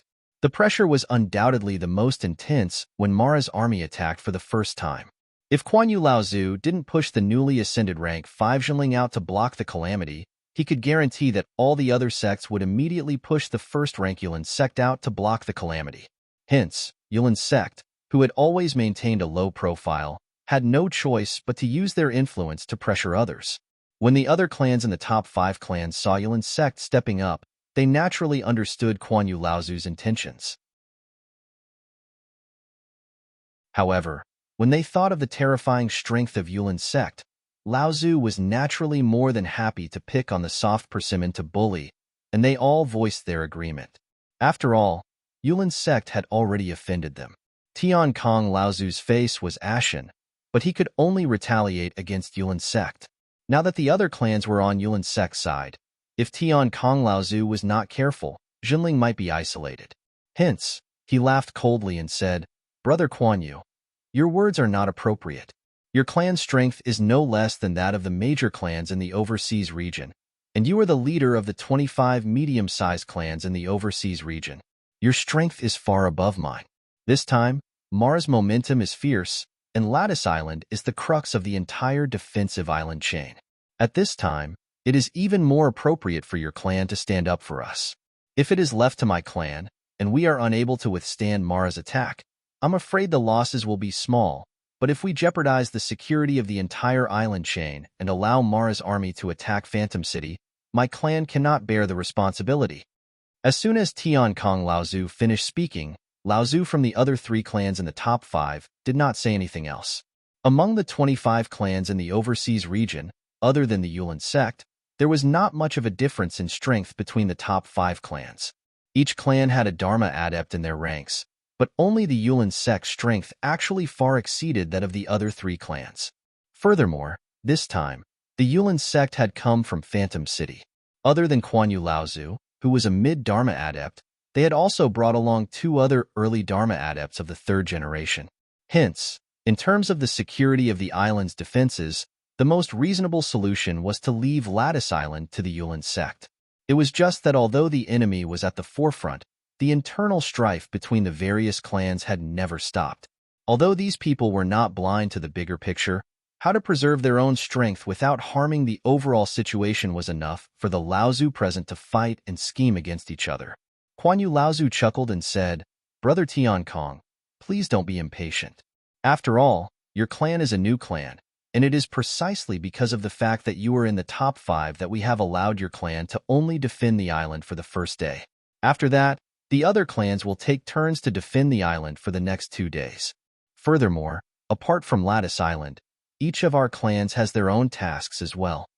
Kuan Yu Lao Zu paused as he said this, his expression turning cold as he continued. "As for the 3rd point, after the Phantom City issued the edict, all the clans have sent their adepts here, but only you have not arrived yet. The 7 lines of defense in the perished land have been broken one after another, and there have been casualties among the various clans. Even fellow Dharma adepts have fallen. Could it be that your clan is only thinking of obtaining spirit stones from Spirit Gathering Island and is unwilling to contribute to the defense against Mara's army? Kuan Yu Laozu's words were sharp. Not only did he insist on Jinling's identity as a new clan, but he also used the fact that Tian Kong Laozu had arrived late to incite the clans to fight against each other. Without waiting for Tian Kong to respond, Laozu snorted coldly and was about to speak, but someone suddenly interrupted and said, "Senior Kuan Yu is right. Jinling is the #1 clan in the North Sea, and Senior Tian Kong has a second tribulation spiritual treasure. The disciples that he has brought to the Phantom City this time are all the best of the third-generation cultivators. There is also a rumor that the water sword deity, Lu Tianping, has also come to the North Sea. With such strength, I believe that Jinling will definitely set an example for the various clans in the North Sea." Tian Kong Laozu shot a murderous glare at the person who spoke and saw that it was none other than Zhang Shi. Well said. Kuan Yu Laozu didn't expect that the North Sea's cultivation world would be the first to have an internal conflict. This came at the right time. You must be a fellow Taoist from the Blue Sea sect. As you said, Jinling is the #1 clan in the North Sea. We also want to see the glory of your esteemed clan. Let us wait and see. As soon as Kuan Yu Laozu's voice fell, Laozu from the other two clans immediately agreed. Tian Kong Laozu looked carefully. These two clans were ranked 6th and 7th. Before the Phantom City Conference, Jinling and these three clans were fighting for the 5th place. In the end, Jinling suppressed the other two clans and entered the top 5 in one fell swoop. This was especially true for the 6th-ranked sect. Originally, it was the 5th-ranked sect. However, during the Spirit Fantasy City's general meeting, True Spirit Sect had pushed it down to the 6th-ranked sect. This cultivator had even suffered a great loss under Jiang Tianlin's hands. Thus, it was only natural for him to be impatient to deal with True Spirit Sect. Tian Kong Laozu stood up angrily and left with a flick of his sleeve. Dozens of miles away from the Phantom City, there were dozens of irregular small and micro islands, forming a sparse island chain that surrounded more than half of the Phantom City. Lattice Island was located in the center of this island chain. Behind Lattice Island was the Phantom City. Therefore, Lattice Island was the 7th line of defense in the entire island chain. Even if Lattice Island called it the Phantom City's bridgehead, it would not be an exaggeration to say that Lattice Island was the Phantom City's bridgehead. Ever since Tian Kong Laozu came out of the Phantom City, his complexion had not been good. Shi Xinling looked at her grandfather's face, which had aged faster and faster in recent years. She couldn't help but feel sad. She walked up and softly said, "Grandfather." Tian Kong Laozu turned around and saw it was Xinling. A trace of a smile immediately appeared on his face. He said, "How is it? Are there any loopholes in the island's formation?" Xinling shook her head and said, "There are no loopholes. We are already strengthening it. Grandfather, Mara's army is coming. At this time, you should rest and build up your strength." Old ancestor Tian Kong patted Reverend Xuanling's shoulder dotingly and said, "This battle is abnormally dangerous and even grandfather doesn't have much confidence. Previously, I left you in Illusionary Spirit City, but you refused no matter what I said. If the battle goes badly, you must escape back to Illusionary Spirit City with Xian Yong, Xian Feng, and the rest of the third-generation disciples." Xinling's expression changed. "Grandfather." Tian Kong Laozu stretched out his hand to stop Taoist Xinling from speaking. He said, "Listen to grandfather. Xian Yong, Xian Feng, Xian Peng, Xian Hong, and you, all of you are the best of the third-generation cultivators of our sect. Especially Xian Yong, Xian Feng, and you. Although you can't compare to Tianping, you are still the true direct disciples of our sect. You are the hope of our sect. So if the battle goes badly, you must escape with your lives. As long as you can survive, our sect will have hope in the future." Tian Kong Laozu's words had reached such a degree that Taoist Xinling knew that this battle pointed to disaster for Xinling. Taoist Xinling didn't know what to say. After thinking about it, she said worriedly, "I don't know where junior brother Tianping is now. If he helps you, grandfather, I think you can definitely defend Grid Island." At this time, I heard that the evil Luo army is in the perished secret realm and is wantonly hunting the cultivators who escaped from the 6 lines of defense. I don't know if he can escape the siege. A hint of worry flashed across Elder Ancestor Tian Kang's face, but he immediately smiled and said, that brat should be fine. As long as he doesn't stupidly walk into Devil Luo's trap, or if Azura-level Devil Luo makes a move, ordinary Jade Shura won't be able to do anything to him. Because Lu Ping and his people were too big of a target, they had to be careful along the way, so they slowed down a lot. Even so, they still encountered Mara patrolling the sea several times. Fortunately, Lu Ping's command was good, and they killed all the Mara. They also saved more than 10 human and demon cultivators from Mara. They also encountered a Dharma demon cultivator who was being chased by 2 blood demons. Because of Lu Ping's will, he and Rongcheng Laozu sneaked up to the front of the battle and suddenly attacked. Together with the Dharma demon cultivator, they killed one of the Shuras, and the other one escaped with serious injuries. At this time, Lu Ping and his people finally arrived at a barren reef only 300 miles away from Phantom City after half a day. At this time, Mara's army had already advanced to the 7th line of defense. The humans and demons had joined forces to fight on the 7th line of defense. The thunderous roars and strong spiritual chi waves could be felt even by Lu Ping and his people, who were 300 miles away.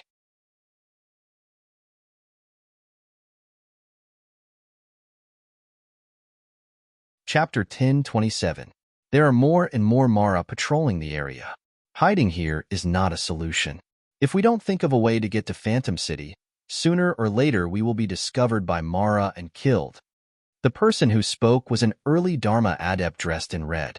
This was the Wind Luan adept, Feng Xinglia, who had been rescued by Lu Ping and Rongcheng Laozu. Lu Ping nodded and turned to Rongcheng Laozu. Senior, what do you think? Rongcheng Laozu said, it will not be easy to break through the Mara's encirclement. Furthermore, even if we manage to break through the Mara's army from behind, if the adepts guarding the 7th line of defense do not let us in, we will be completely abandoned. Rongcheng Laozu's thoughts were the same as Lu Ping's.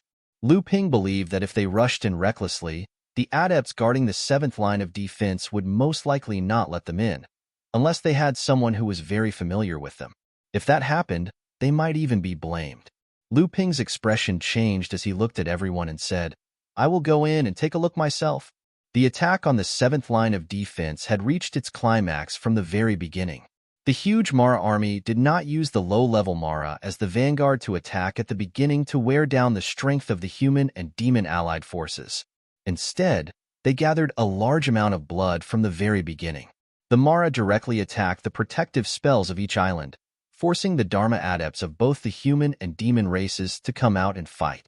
Even the Jade Shura joined in the attack. Among all the islands, the most intense battle was on Lattice Island, which was the most prominent line of defense in the entire island chain. The first Mara army to attack Lattice Island was a Jade Shura, leading hundreds of Mara of different sizes. Tiankong Laozu fought with the mountain-splitting axe, delaying the Jade Shura's attack, while the Jinling adepts relied on the protective spells of Lattice Island to fend off the attacks of hundreds of Mara. On a small island on the northwest side of the island chain, Kuan Yu Laozu of the Yulin sect and a 3rd-generation Dharma adept led the disciples to easily fend off the attacks of a group of Mara. At the beginning, the island where the Yulin sect was located was surrounded by hundreds of Mara led by a blood Shura. Kuan Yu Laozu didn't even need to do anything himself, as a 3rd-generation Dharma adept was able to rely on the island's protective spells to temporarily fend off the attacks of the blood Shura. A beam of light snuck into the island from behind.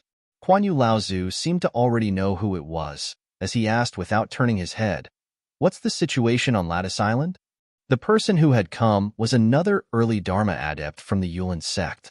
He said, "The situation is very bad. From the beginning, the sects have suffered heavy casualties. No one expected that the Blood Mara and even the Jade Shura would directly avoid the Dharma adepts of the sects and attack the protective spells of the island from the very beginning." Kuan Yu Laozu's face darkened, and he said, "What about Phantom City? What are the reactions of the major sects and the 3 major demon tribes?" Phantom City's adepts have been mobilized frequently, and they have been strengthening their defenses. But according to my observations, I'm afraid they won't be sending reinforcements in the near future. The Dharma adept could not help but say, Elder, the major sects are obviously conserving their strength and using us as cannon fodder. With the true strength of our sect, if we were also a major sect, we wouldn't be at the mercy of these people. Kuan Yu Laozu's expression was uncertain, and he said, I understand what you mean. Yes, after this battle in Phantom City, it's time to show our fangs to the world of practitioners. Kuan Yu Laozu paused and said, Oh yes, how's the situation on Lattice Island? The adept laughed sinisterly and said, Very bad. But the second tribulation spiritual treasure in Laozu's hands is really powerful, and it can actually block the attack of the Jade Shura. But the number of low-level Mara attacking Lattice Island has been increasing. It looks like the Mara's army is very clear about the importance of Lattice Island's position. It's all thanks to you pushing Jinling out, or else our sect would not have been able to survive without a single casualty. At this time, on an island in the northeast, Dong Yun Laozu was sweating profusely as he said to Zhang Shi, It's a good thing you came to the East Sea in time.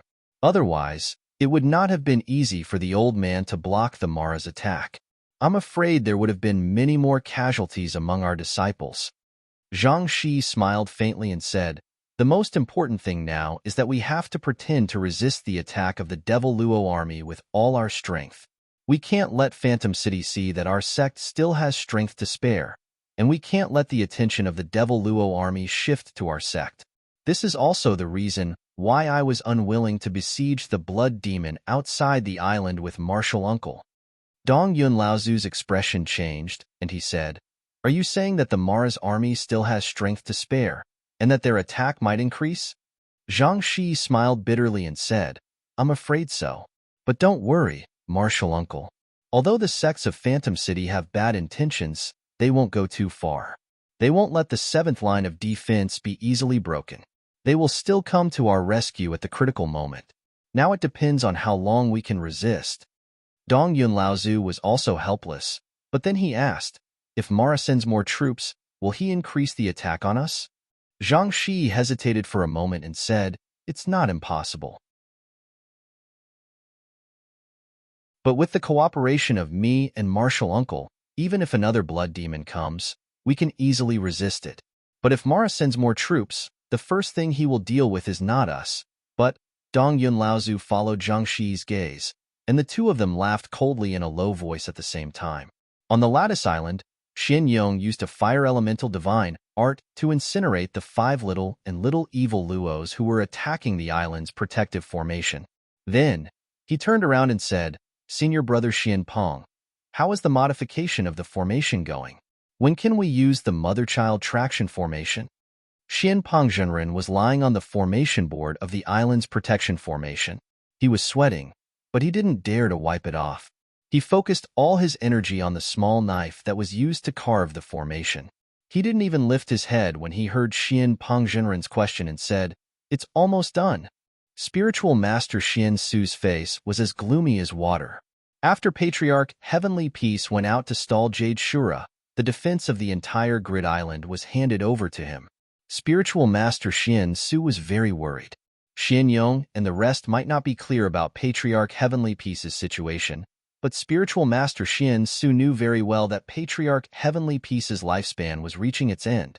Every time he fought with all his might, it might consume Patriarch Heavenly Peace's lifespan, which was already running out. Xian Su Zhenren could feel that, after fighting the Jade Shura on the Nameless Island, Tian Kong Laozu had aged a lot. Dong, dong, dong. Suddenly, the heavy sound of drums came from the back of the Devil Luo army. The Devil Luo reinforcements had arrived once again. Not only Jinling's sect, but also the 25 medium-sized sects and demon clans on the island chain that were defending at this time. All had a change of expression on their faces. Perhaps it was because Tian Kong Laozu was able to block the Jade Shura's attack, even though it was a second disaster treasure. Or perhaps it was because Mara's army had realized the importance of Grid Island. When they saw that the Jade Shura had been stopped, and that it wouldn't be able to defeat Tian Kong Laozu in a short amount of time, 2 more Blood Shuras came from Mara's army to help the Jade Shura. They wanted to kill Tian Kong Laozu. This time, even Xian Su Zhenren couldn't stay calm. He didn't care if the spell formation was successful or not. So he rushed out of Grid Island with Xinling, Xinyong, and Xianfeng. The four of them knew what it would mean if two more Blood Shura joined the fight to kill Tian Kong Laozu. If Tian Kong Laozu died, Grid Island would be in danger, and Jinling's army of Phantom City cultivators would be annihilated. At this moment, Xian Pengzhenren shouted, "It's done." A halo spread out from the formation plate. Xian Pengzhenren quickly took out 5 supreme-grade spirit stones from the dozen or so Tian Kong Laozu had left for him and embedded them into the formation plate. The halo spread out along the formation plate's protective barrier, and after a while, it fused with the island's original formation. The Jinling disciples on the island suddenly shone with light. The mother-child traction formation had finally been modified by Xian Peng at this critical moment. Xianling, Xianyong, Xianfeng, and Xianshang had worked together to fight against a Blood Shura in North Sea, and they had even managed to escape with their lives. This time, Reverend Xianshang might not be around, but he had been replaced by the second-generation cultivator, Reverend Xian Su, who was even more experienced and had a higher level of cultivation. The mother-child traction formation had also been successfully modified at this critical moment. The four of them immediately went forward to stop a Blood Shura that was attacking Tian Kong Laozu. However, the other Blood Shura that had been stopped by the 5 of them still joined the fight between Tian Kong Laozu and Jade Shura. At that moment, everyone could tell that even though Tian Kong Laozu could still fight against the Blood Shura with his second Tribulation Spirit Treasure, it was only a matter of time before he lost. Besides, Grid Island and the Jinling disciples were also holding him back. It was not impossible for Tian Kong Laozu to die because of this. Jinling was in danger. On the deserted reef 300 miles away, Lu Ping had yet to return. A group of human and demon cultivators that Lu Ping had saved along the way were still waiting there. Lu Yongchang from the Blue Sea sect saw that the other 2 Dharma adepts, Rongqing Laozu and Feng Xinglia Laozu, were sitting quietly at the side, and the 2 of them were whispering to each other from time to time. Lu Yongchang gathered his courage and said, "Seniors, this is actually the last step. We can just find a weak spot and charge in. With our combined strength, even if the cultivators guarding the island do not dare to let us in, we can still stand guard outside the island for a while. As long as we verify our identities, we will be fine. Why do we need to stay here for so long? If we are discovered by Mara, I am afraid we can only wait for our fate of being surrounded and killed." The 2 Laozu's conversation was not pleasant. Rongqing Laozu looked at Lu Yongchang coldly and did not speak. Feng Xinglia Laozu, on the other hand, snorted coldly and said, "Idiot."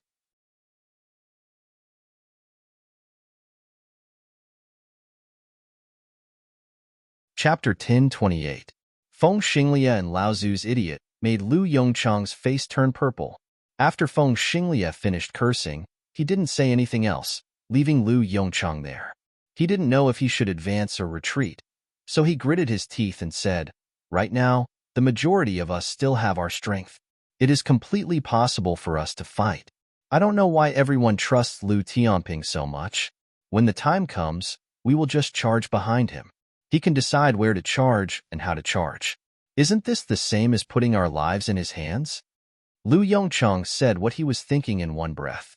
He took 2 deep breaths and saw that many people on the desolate reef had hesitant expressions. Joy flashed in his eyes. Most cultivators were cold. Apart from their own sect and those close to them, they rarely trusted others. Moreover, this was a matter of life and death. They couldn't help but feel disloyal. He had forgotten who saved these people's lives along the way. If it wasn't for Lu Ping, an alchemy grandmaster, how could most of them recover their strength to protect themselves in such a short time? The 2 Laozu didn't say anything, but Nie Shang couldn't help but say, "Brother Lu, how can you do this? Our lives were all saved by fellow Taoist Tianping, so he absolutely has no reason to harm us." Nie Shang and Lu Yongchang had fought together before, so although he was unhappy with Lu Yongchang's words, he didn't reprimand him. Meanwhile, Ancestor Rong Chung spoke indifferently from the side.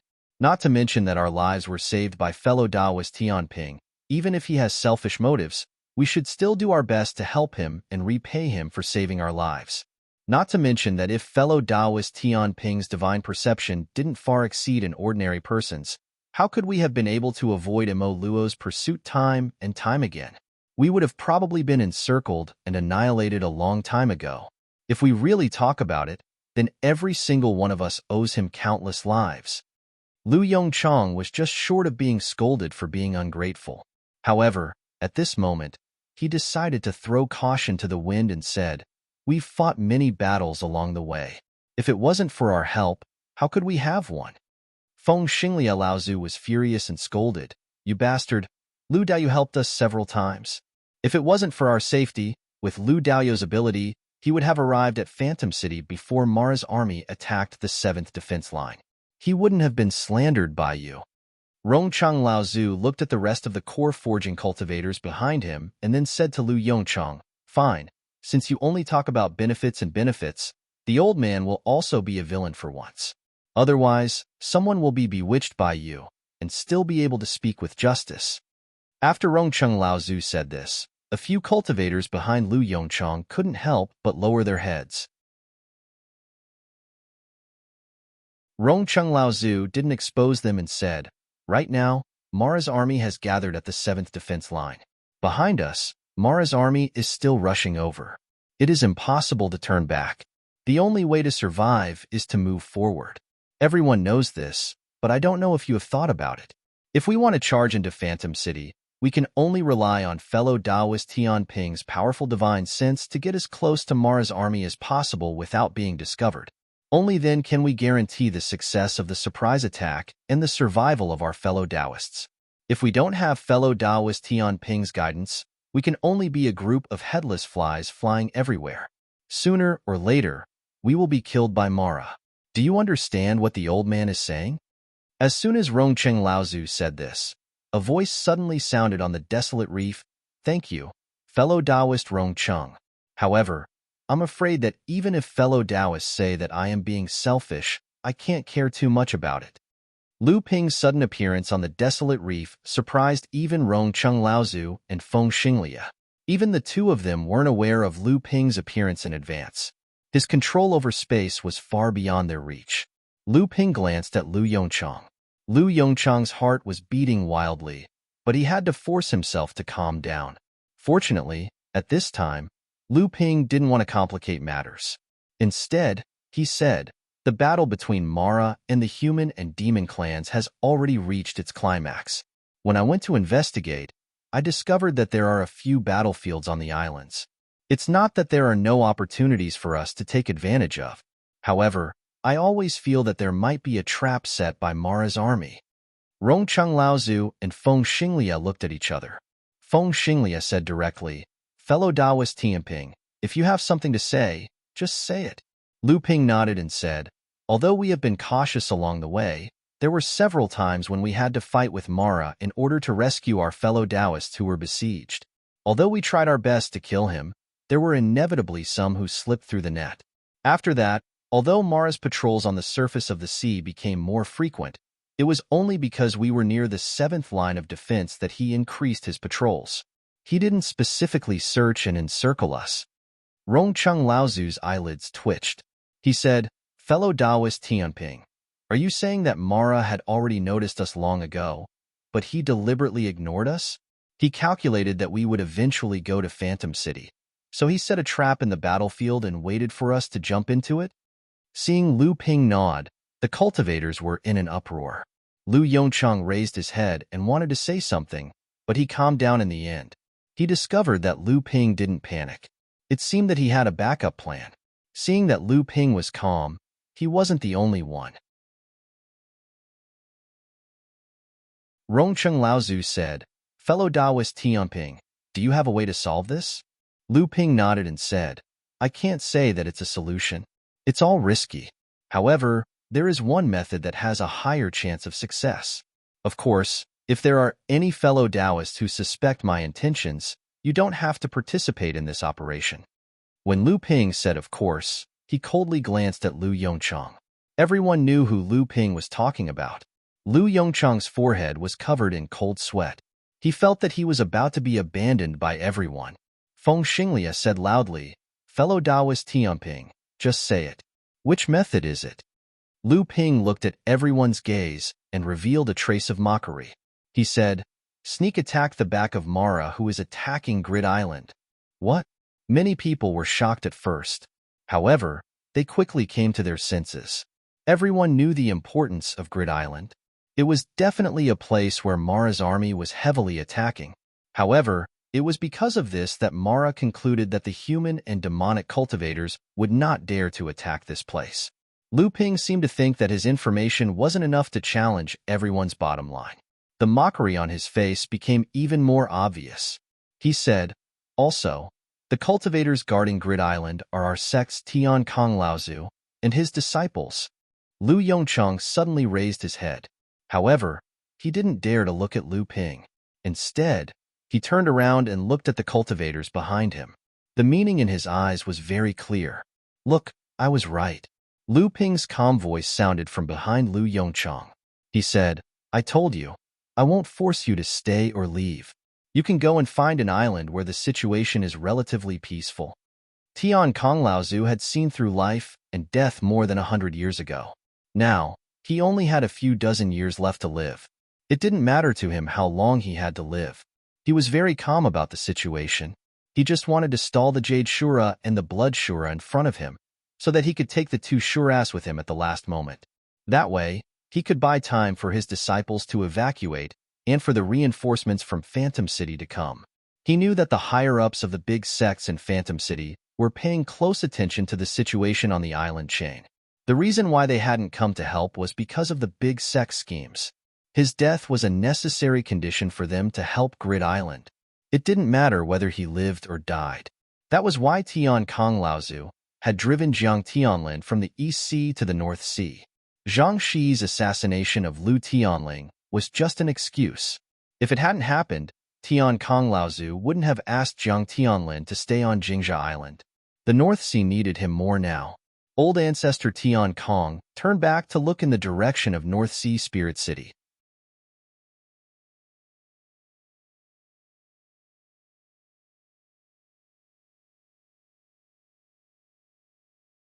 Chapter 1029.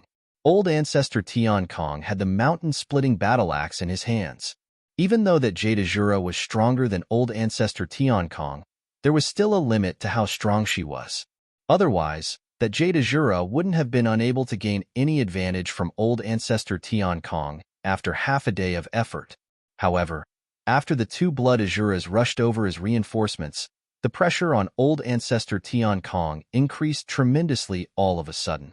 Even though spiritual master Xian Su and the rest tried their best to hold back one of the blood Azuras, under the pincer attack of the Jade Azuras and the other blood Azuras, even though old ancestor Tian Kang's fifth Earth Golden Body Great Divine Art had already advanced to the level of Supreme Divine Art limitlessly, his golden body still cracked, and he was only left with the power to defend.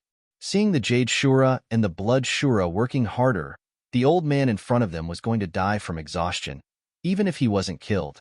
A giant ship avoided the patrols of Mara's army and appeared behind them. The swords that came from the giant ship had not yet reached the Jade Shura, but the eerie sword mind had already traveled through space and hit the Jade Shura's back. The companion spirit treasure that the Jade Shura was about to throw shook, and Tian Kong Laozu easily nullified it. After that, Jade Shura had to put away her spirit treasure to defend against the attack from behind. Jade Shura felt that the flying swords on her back were more dangerous than the old man's second disaster spirit treasure. But the Jade Shura was still too slow. Or rather, Lu Ping's sudden attack was too unexpected for the Jade Shura. And Lu Ping was using all of his power. Even if the Jade Shura was prepared, she might not have been able to block it, let alone now. Although the thin water-flowing sword's quality was slightly damaged due to the consecutive clashes with the companion spirit treasure, after being nourished by Lu Ping's arcane energy and absorbing the companion spirit treasure's essence, the sword's quality had greatly recovered. A pair of flying swords came out of the boat. The two flying swords turned into two giant green dragons. They circled around each other and jumped toward Jade Shura. The power in the swords made Jade Shura's face change. The Jade Shura's companion spirit treasure turned into a giant tree in the air. The thick tree trunk and the lush leaves blocked the path of the sword dragons. Countless vines shot out from the top of the tree. They danced in the air and tried to wrap around the sword dragons. Every part of the two sword dragons' bodies could shoot out peerless sword intent. The vines that wrapped around them were shattered layer by layer. However, even more branches and vines shot out from the huge trees.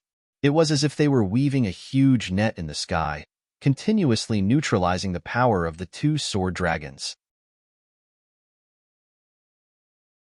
At this moment, a huge axe fell from the sky, chopping the branches and vines along the way into pieces. The remaining force didn't stop and directly chopped into the towering tree. Almost half of the huge tree crown was chopped off, like the umbrella cover of an umbrella that was suddenly broken, becoming a sieve that leaked rain. The companion spirit treasure was connected to the Jade Shura deeply. The companion spirit treasure was damaged, and the Jade Shura was hurt. With a scream of pain, the Jade Shura knew that she was surrounded by two people. She couldn't fight them, and there were no reinforcements nearby. So, the Jade Shura decided to run. Lu Ping jumped out of the ship. He knew what the Jade Shura was planning from midair. He coldly said, "You want to run? That depends on how good you are." Suddenly, a monstrous flood surged up around the two giant flood dragons. A multicolored pearl was flickering above the flood, as if it was attracting the two giant flood dragons that were playing in the flood. The two dragons saw the five-colored pearl, and they jumped toward it. As they rolled, the flood rose. It was like they were going to break everything in their way. The flood toppled the giant tree in the air, and they were headed for the Jade Shura. East River Sword Skill. The East River Sword Skill wasn't Lu Ping's natural god power. It was a skill that Lu Ping had practiced at the bottom of Sacred Lake. He had mastered it after he traveled the Yulon River, and it could become an ultimate god sword skill. It was a brand new East River Sword Skill. After Lu Ping formed this sword technique, he didn't condense any incantation charms or even form his own innate skill. Instead, he engraved it on an origin time bead and fused it with the origin time bead to multiply its power. Its power had long surpassed the original North Sea Wave listening art's Great River Flows East. At that moment, Jade Shura was already unable to attend to anything else under Lu Ping's sneak attack and Patriarch Tiankang's pincer attack. When she saw the two floodwaters rising up and flipping over her accompanying spirit treasure, her expression became even more flustered. She hurriedly put away her accompanying spirit treasure and wanted to escape. Yet before she could turn around, Patriarch Heavenly Peace's mountain-splitting battle-axe cleaved down on her chest again. Jade Shura had no choice but to use her already damaged companion spirit treasure to take it head-on. She didn't expect Patriarch Heavenly Peace to execute a natal Great Divine Art, Magnetism Vajra technique. This natal Great Divine Art was originally a basic Great Divine Art, when one cultivated Fifth Earth Golden Body secrets to a supreme Divine Art. When this Divine Art was executed at full force, it could increase the weight of everything within a radius of 100 yards by 100 times. Within a radius of 500 yards, it would increase by 50 times, and within a radius of 300 yards, it would increase by 10 times. Although the Jade Shura's spirit treasure was able to block the full power of the mountain-splitting axe, her body was still under the pressure of the magnetism Vajra. She had to use a lot of power to move forward. In that moment, the sword skill flood behind Jade Shura had arrived. It was coming down on Jade Shura's face. When Jade Shura emerged from the flood again, her body looked like it had been shaved off. She had shrunk a lot. Then, the second wave came, and Jade Shura's body shrank again. This happened a few times, and Jade Shura was killed by Lu Ping's Great River Flows East. She was killed in a way worse than death by 1,000 cuts. Just as the Jade Shura was about to escape, the Blood Shura, who had been caught up by Rong Chung Laozu and Feng Xinglia, turned into a water light and tried to escape. Feng Xinglia shouted, "Where do you think you're going?" The two knives that looked like wings were in his hands. He waved them, and his whole body flew out. When he stopped, he was in front of the Blood Shura. Feng Xinglia was a blue phoenix, and the blue phoenix was a wind phoenix. He was very good at flying. Even though the Blood Shura was using water escape, he was still blocked by Feng Xinglia, who was prepared. At that moment, The Jade Shura was completely trapped by Lu Ping's Great River East. She was washed away by the sword skill flood. Tian Kong Laozu saw that the Jade Shura was going to die, so he turned around and slashed the mountain-splitting axe at the Blood Shura that Feng Xinglia had stopped. Blood Shura was shocked. He howled and tried to block the mountain-splitting axe with his life-bound spiritual treasure, but it was cut in half by the axe. Blood Shura took the opportunity to escape again, but he did not expect a silver chain to come from behind and wrap around Blood Shura's neck. Feng Xinglia's flying dagger swung, and Blood Shura's head flew high into the air. He was dead. The three of them turned around to attack the Blood Shura that Master Xian Su and the others were fighting, but the Blood Shura was already gone. At that moment, the hundreds of Shuras outside of Lattice Island had been killed by the surviving practitioners that Jinling and Lu Ping had brought. After the practitioners broke through to Lattice Island, they took the opportunity to counterattack. The remaining Mara's morale was low. The practitioners attacked Lattice Island again, and the Mara retreated. When the Jade Shura, the Blood Shura, and the Dharma Laozu were fighting in the sky, the rest of the Mara army began to flee. The practitioners attacked again, and another third of the Mara army was killed. In the end, only a third of the Mara army managed to escape. At that moment, Tian Kong Laozu, Lu Ping, and the others saw a few beams of light rising from the east and west of the sea, flying towards them. Behind these eye-catching beams of light, there was a group of smaller lights rising up, following them from afar. Old Ancestor Heavenly Peace gave a loud shout and said, "All cultivators, quickly return to defend. The Devil Luo army is pouncing over again."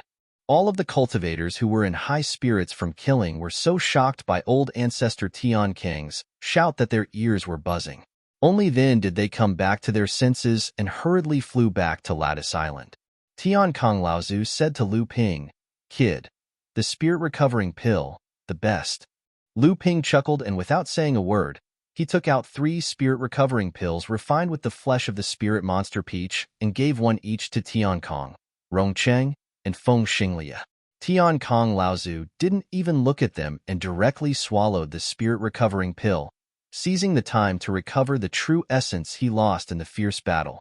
Rongcheng and Feng Xinglia already knew that Lu Ping was an alchemy grandmaster, so the spirit recovering pills in his hands would certainly be extraordinary. At this time, the battle was not over, so the two did not delay. After thanking Lu Ping, they carefully stored the spirit recovering pills away, preparing to use them at a critical moment. Tian Kong Laozu cupped his hands towards Rongcheng and Feng Xinglia and said, "Many thanks for your help this time. Jinling, Tian Kong thanks you here." The two repeatedly said they didn't dare, and said that their lives were saved by Lu Ping, so it was only natural for them to help. Lu Ping saw that Tian Kong Laozu's situation wasn't too good, so he said, "Martial uncle, although Mara has temporarily retreated, he will soon regroup to attack again. Why don't we return to the island first? At this time, the strength of Lattice Island has greatly increased, but we still need to temporarily adjust ourselves before we can display our full combat power." Old Ancestor Tian Kong took a look at the traveling light in the horizon and reckoned that it would only take the time to brew a cup of tea before Mo Luo, who had rushed over as reinforcements, launched another attack. Therefore, he nodded his head and said, "That works too." You're tuning in to the Warrior Lore YouTube channel. Don't forget to subscribe and join us on this journey to catch the most captivating stories.